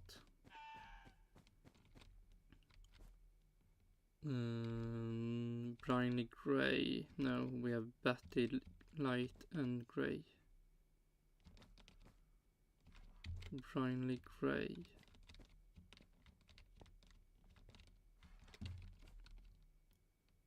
I mean, it would be probably more easy to find if I place them not in the order I place them down, but in the order the name. Like all the Bettys one place, Blockfish is one place. But why you do that when you can place them down in the order you got them in tens? Yeah,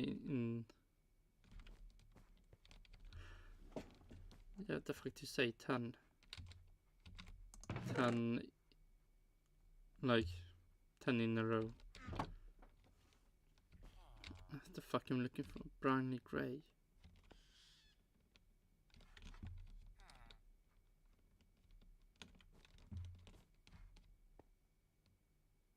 Briny black.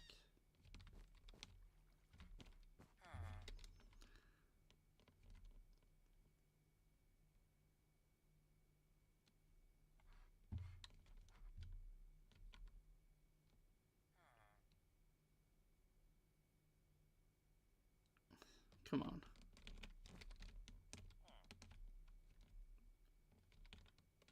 This would be so annoying if I actually had it here all along.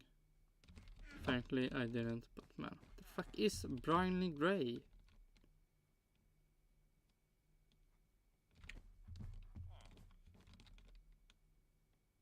Briny brown.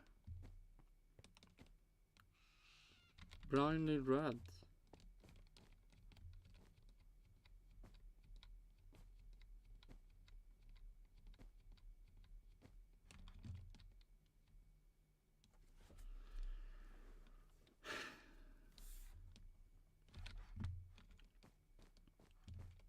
Man, I must be blind now.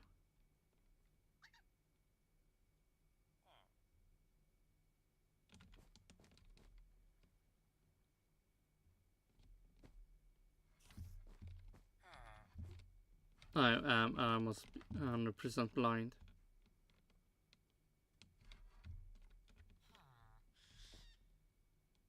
The fuck? Briny grey fucking black. How can it be so hard to find?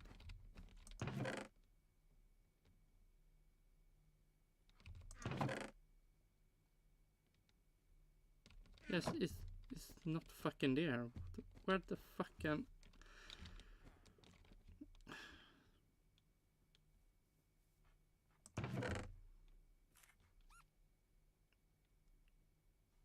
There we had it.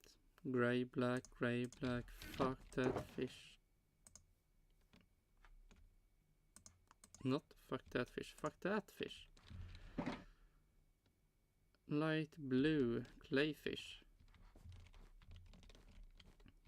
I mean, that is the best part. Waste so much time to find a fish that you already have looked at.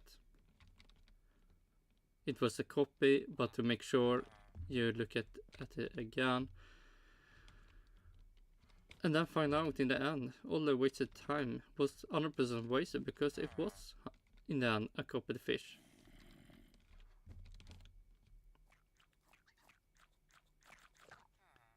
Clayfish, light blue, yellow. Light blue.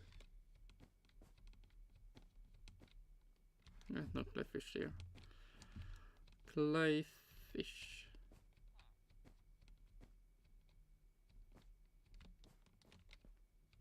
We had a blue.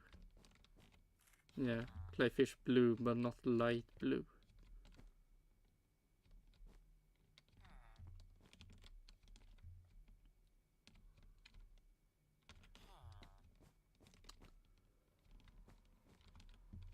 Clayfish blue, clayfish purple. They go and look. No, I didn't. Why? Fuck me. It was so boring. Black. Black Magenta.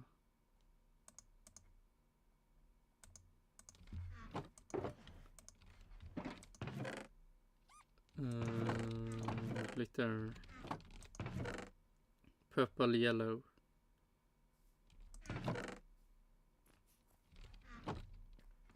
Maybe that's why I didn't have any memory from where it could be, because I never find it here outside. Glitter purple.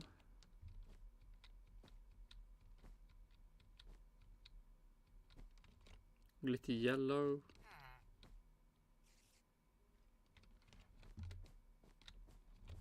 Man, I hate that playtest sugar box there. It's so in the fucking way. Glitter red.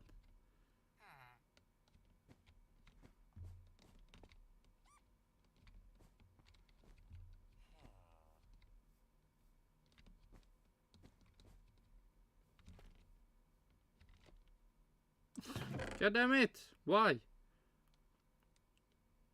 Man, I hate that place.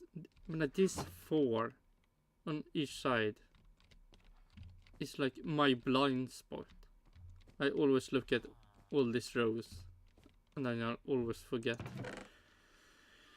They can also might be in the first row.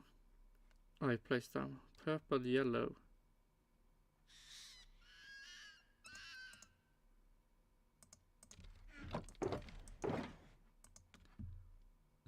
Flopper black.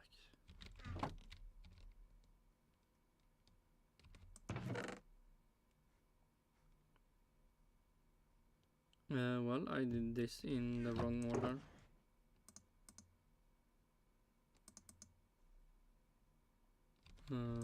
Flopper black, white. Flopper black, white. Flopper purple. Purple lime. Super slime. Purple lime. Flopper black.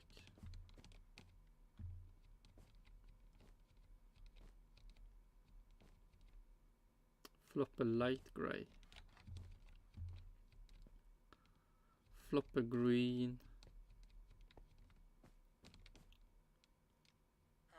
Flopper magenta. Flopper black should be in this side then. We have flopper black. Black, white.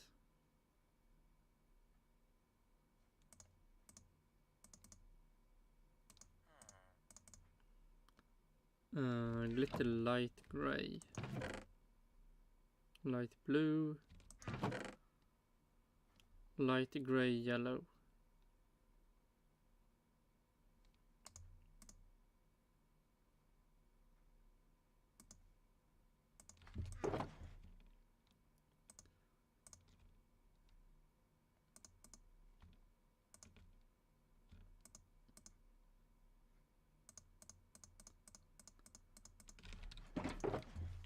Then we have the last ones. No. This is the way.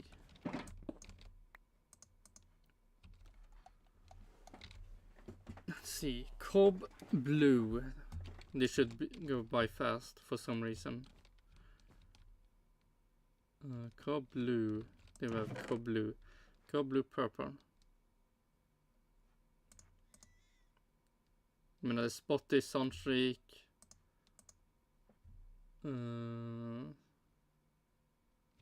Cob light blue.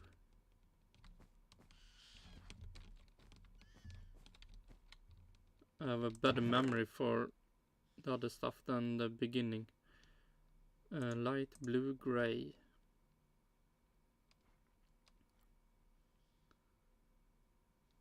Light blue gray.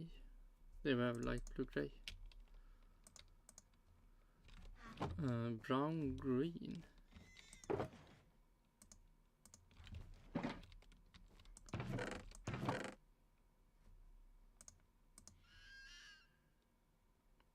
Brown green, brown green. Snooper white.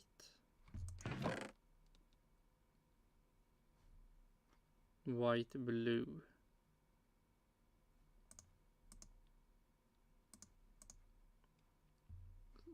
Snooper purple.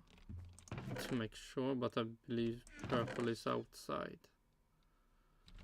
Yep, Snooper purple. Where did we find that? Snooper purple.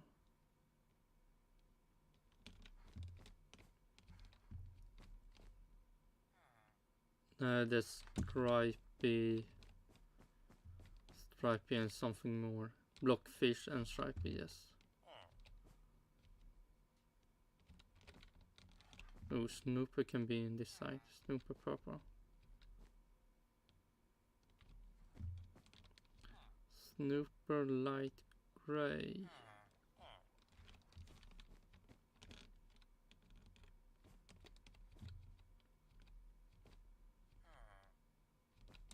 There is Snooper purple. Snooper purple orange.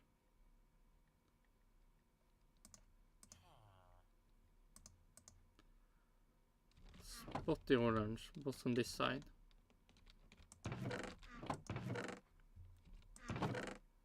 Fucking spotty magenta we need to fix.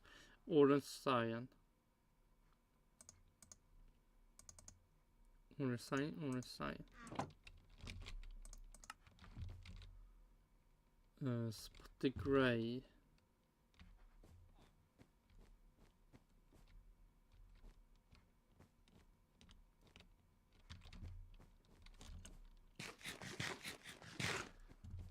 Spotty grey. Det var spotty grey cyan.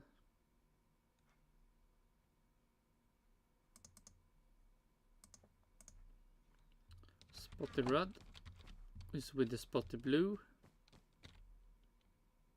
And spotty pink.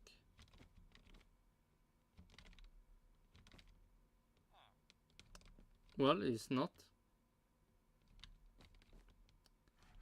Oh no, this one I think spotty red should be with them, but they aren't. Lame. Oh yeah, now I remember. Fuck me, I believe the red should be there, but it still isn't. Red, brown.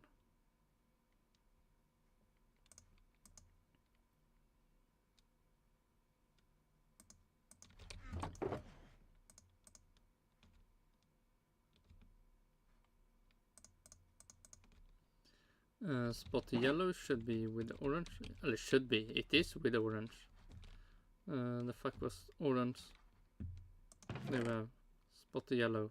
Yellow lime.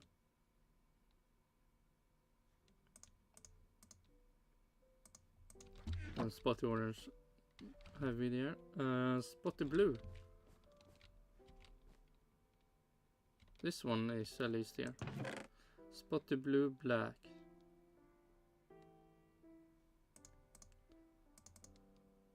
Spotty blue, black. Pink, purple.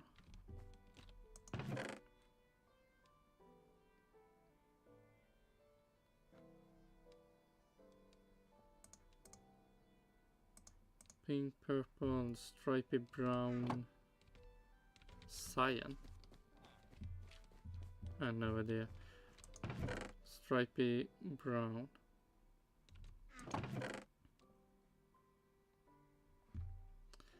Brown, cyan.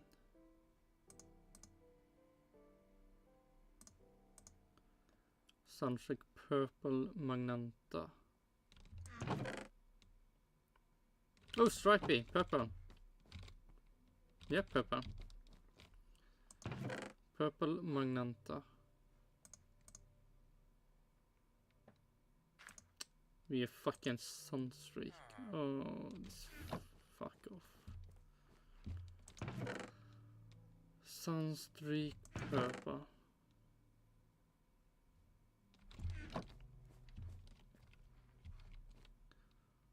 Where can we place Sunstreak purple? Not in this place.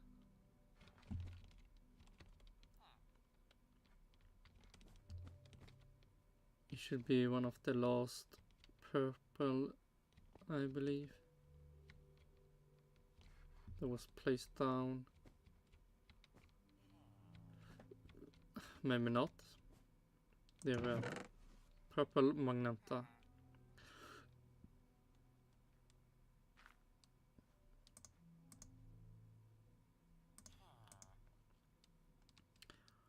Sunstreak light grey, light blue.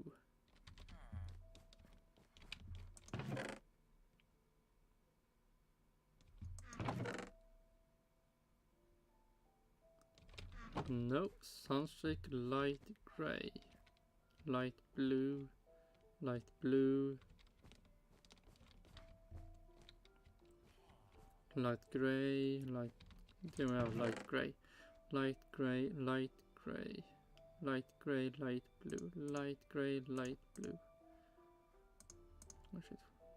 We need to 100% make sure it's the same. Sunstreak brown. Sunstreak brown.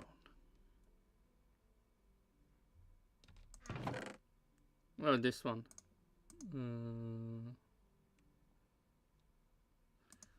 Yes.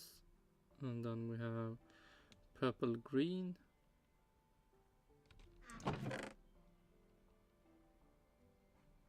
And then we have white.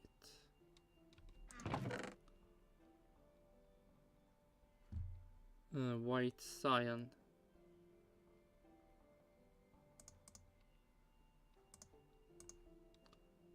Purple green. Didn't I have? Yeah, we had. God damn it. Where the fuck did we find that?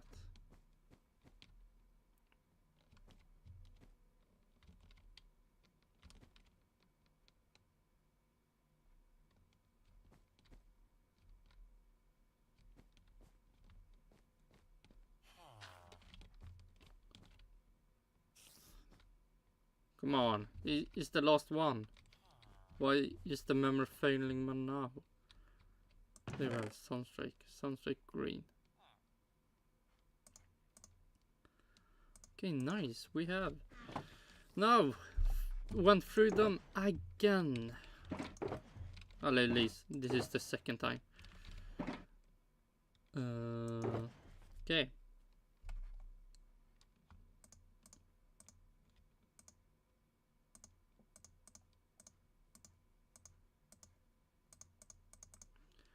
And we have 18, 20, 22, 24, 26, 28, 30. So minus 30.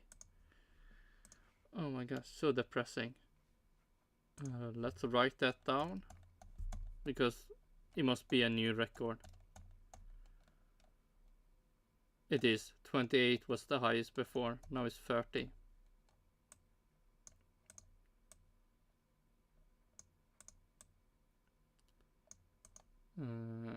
Copy.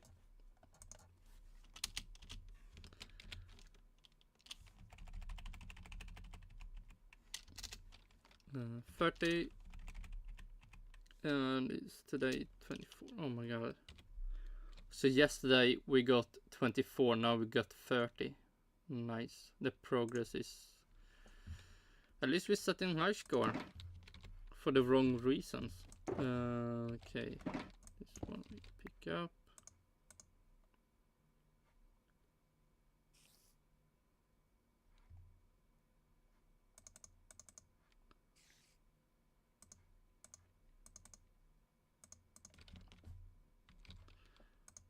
And then we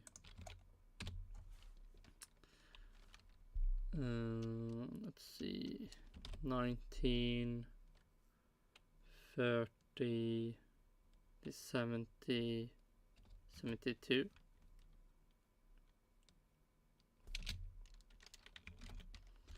Minus 30. So we are up 1972.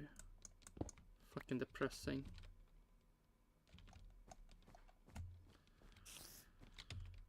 Minus 30. So tomorrow will not be over 2000 then. The day after that will we hopefully be over 2000. Or, well, actually I can say we are over 2000 because this one we should place down. With this, they're 22. So, and this is tropical fisher, but they are the normal ones. So, I could say we're over 2000. But I don't want to count them in. They should be counted in last. Let's place the other fishes down in the aquarium. The nice big aquarium with tropical fishes and turtles.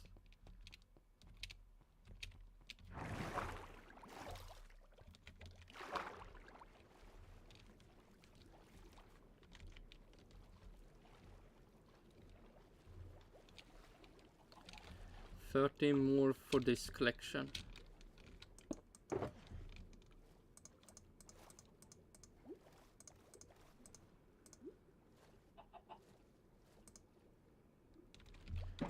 Okay, Betty purple cyan.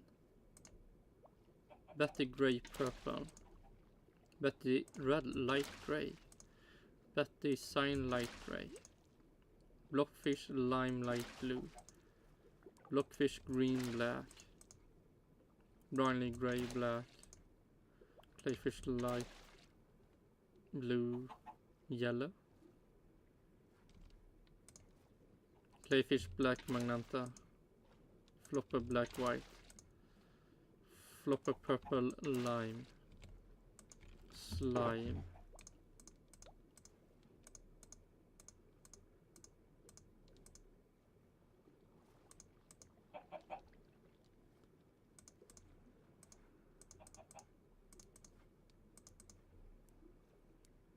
Oh shit. This is the way. Glitter light grey yellow. Glitter purple yellow.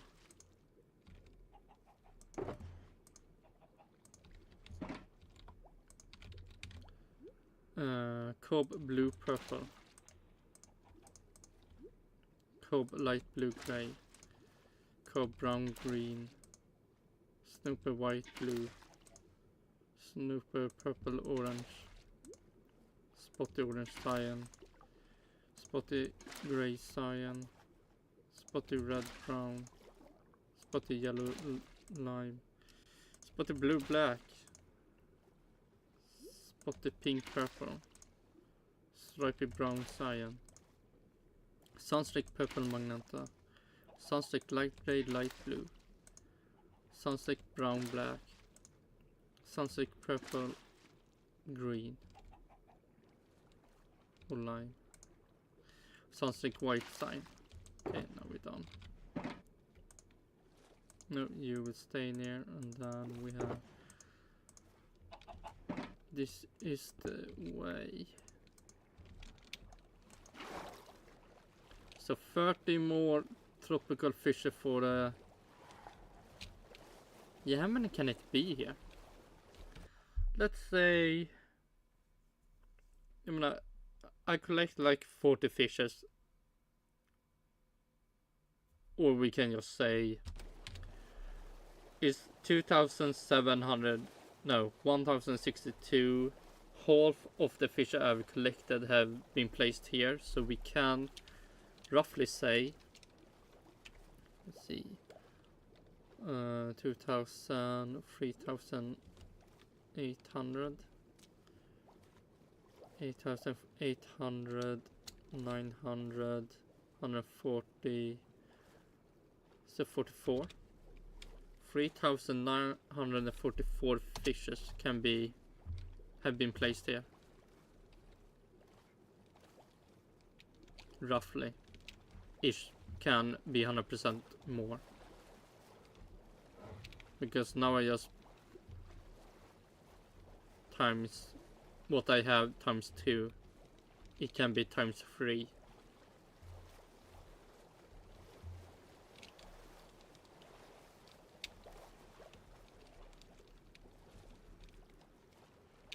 This is how the ocean should be in the tropical warm zoo area. Oh shit, are they pushing your head when you're swimming?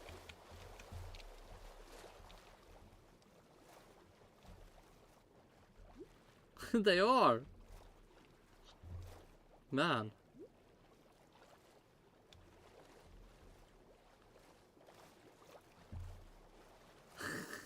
Man. Looks so stupid.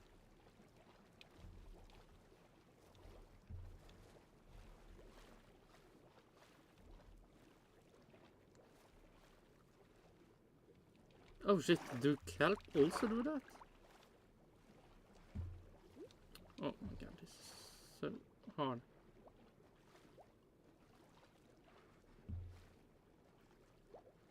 No, it was only I was moving.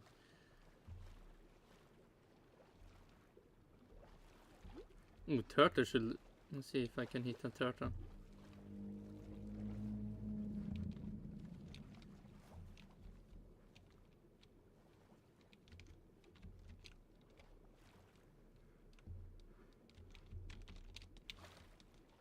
my god, this nightmare.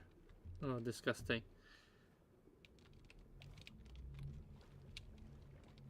Oh shit. Let's see if I can. Then we want.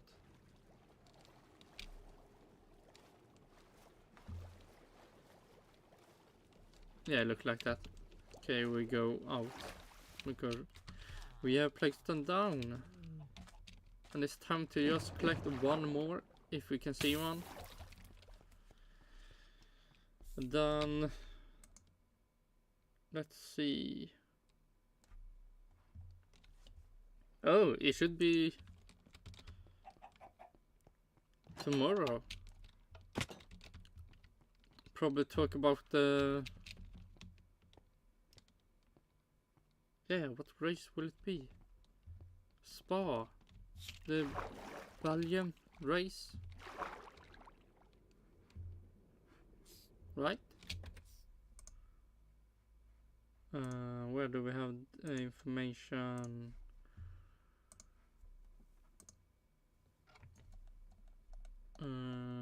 Yeah, Belgium. And hopefully an easy Max Verstappen win.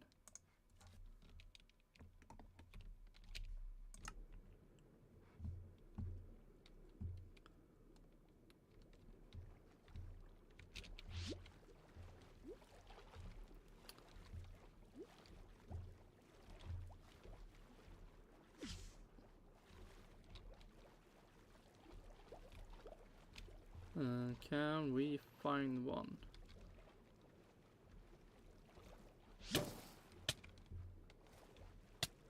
Doesn't look like that.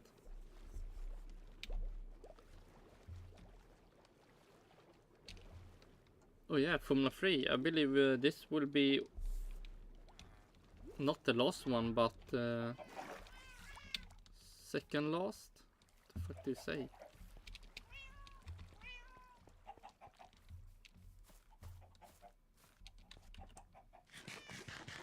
Before the last one in Imola.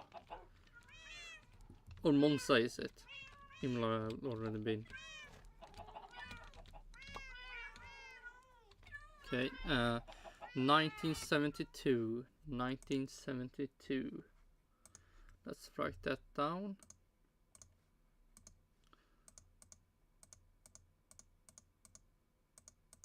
$1972. Yeah, plus only 10. Fuck, so lame. 1972. Yep, that's done. And yeah, let's see. It should be, yeah, Spa and then Monza for Formula 3 and for yeah, can show that. And then Formula 2 have after that Baku, Qatar and Abu Dhabi. But yeah, so hopefully some, I mean, maybe more news will have be about this. Binotto going to Audi. Maybe more news why he's leaving, and maybe more news why the Audi guy that was the face of this Audi stuff in the beginning, why he's also leaving. But for now we have not so much more information. Maybe where will color science go? Will Binotto make so color science 100% now wanna join Audi? And can stuff actually happens in the driver market? But that we will know, yeah, in the future. But when?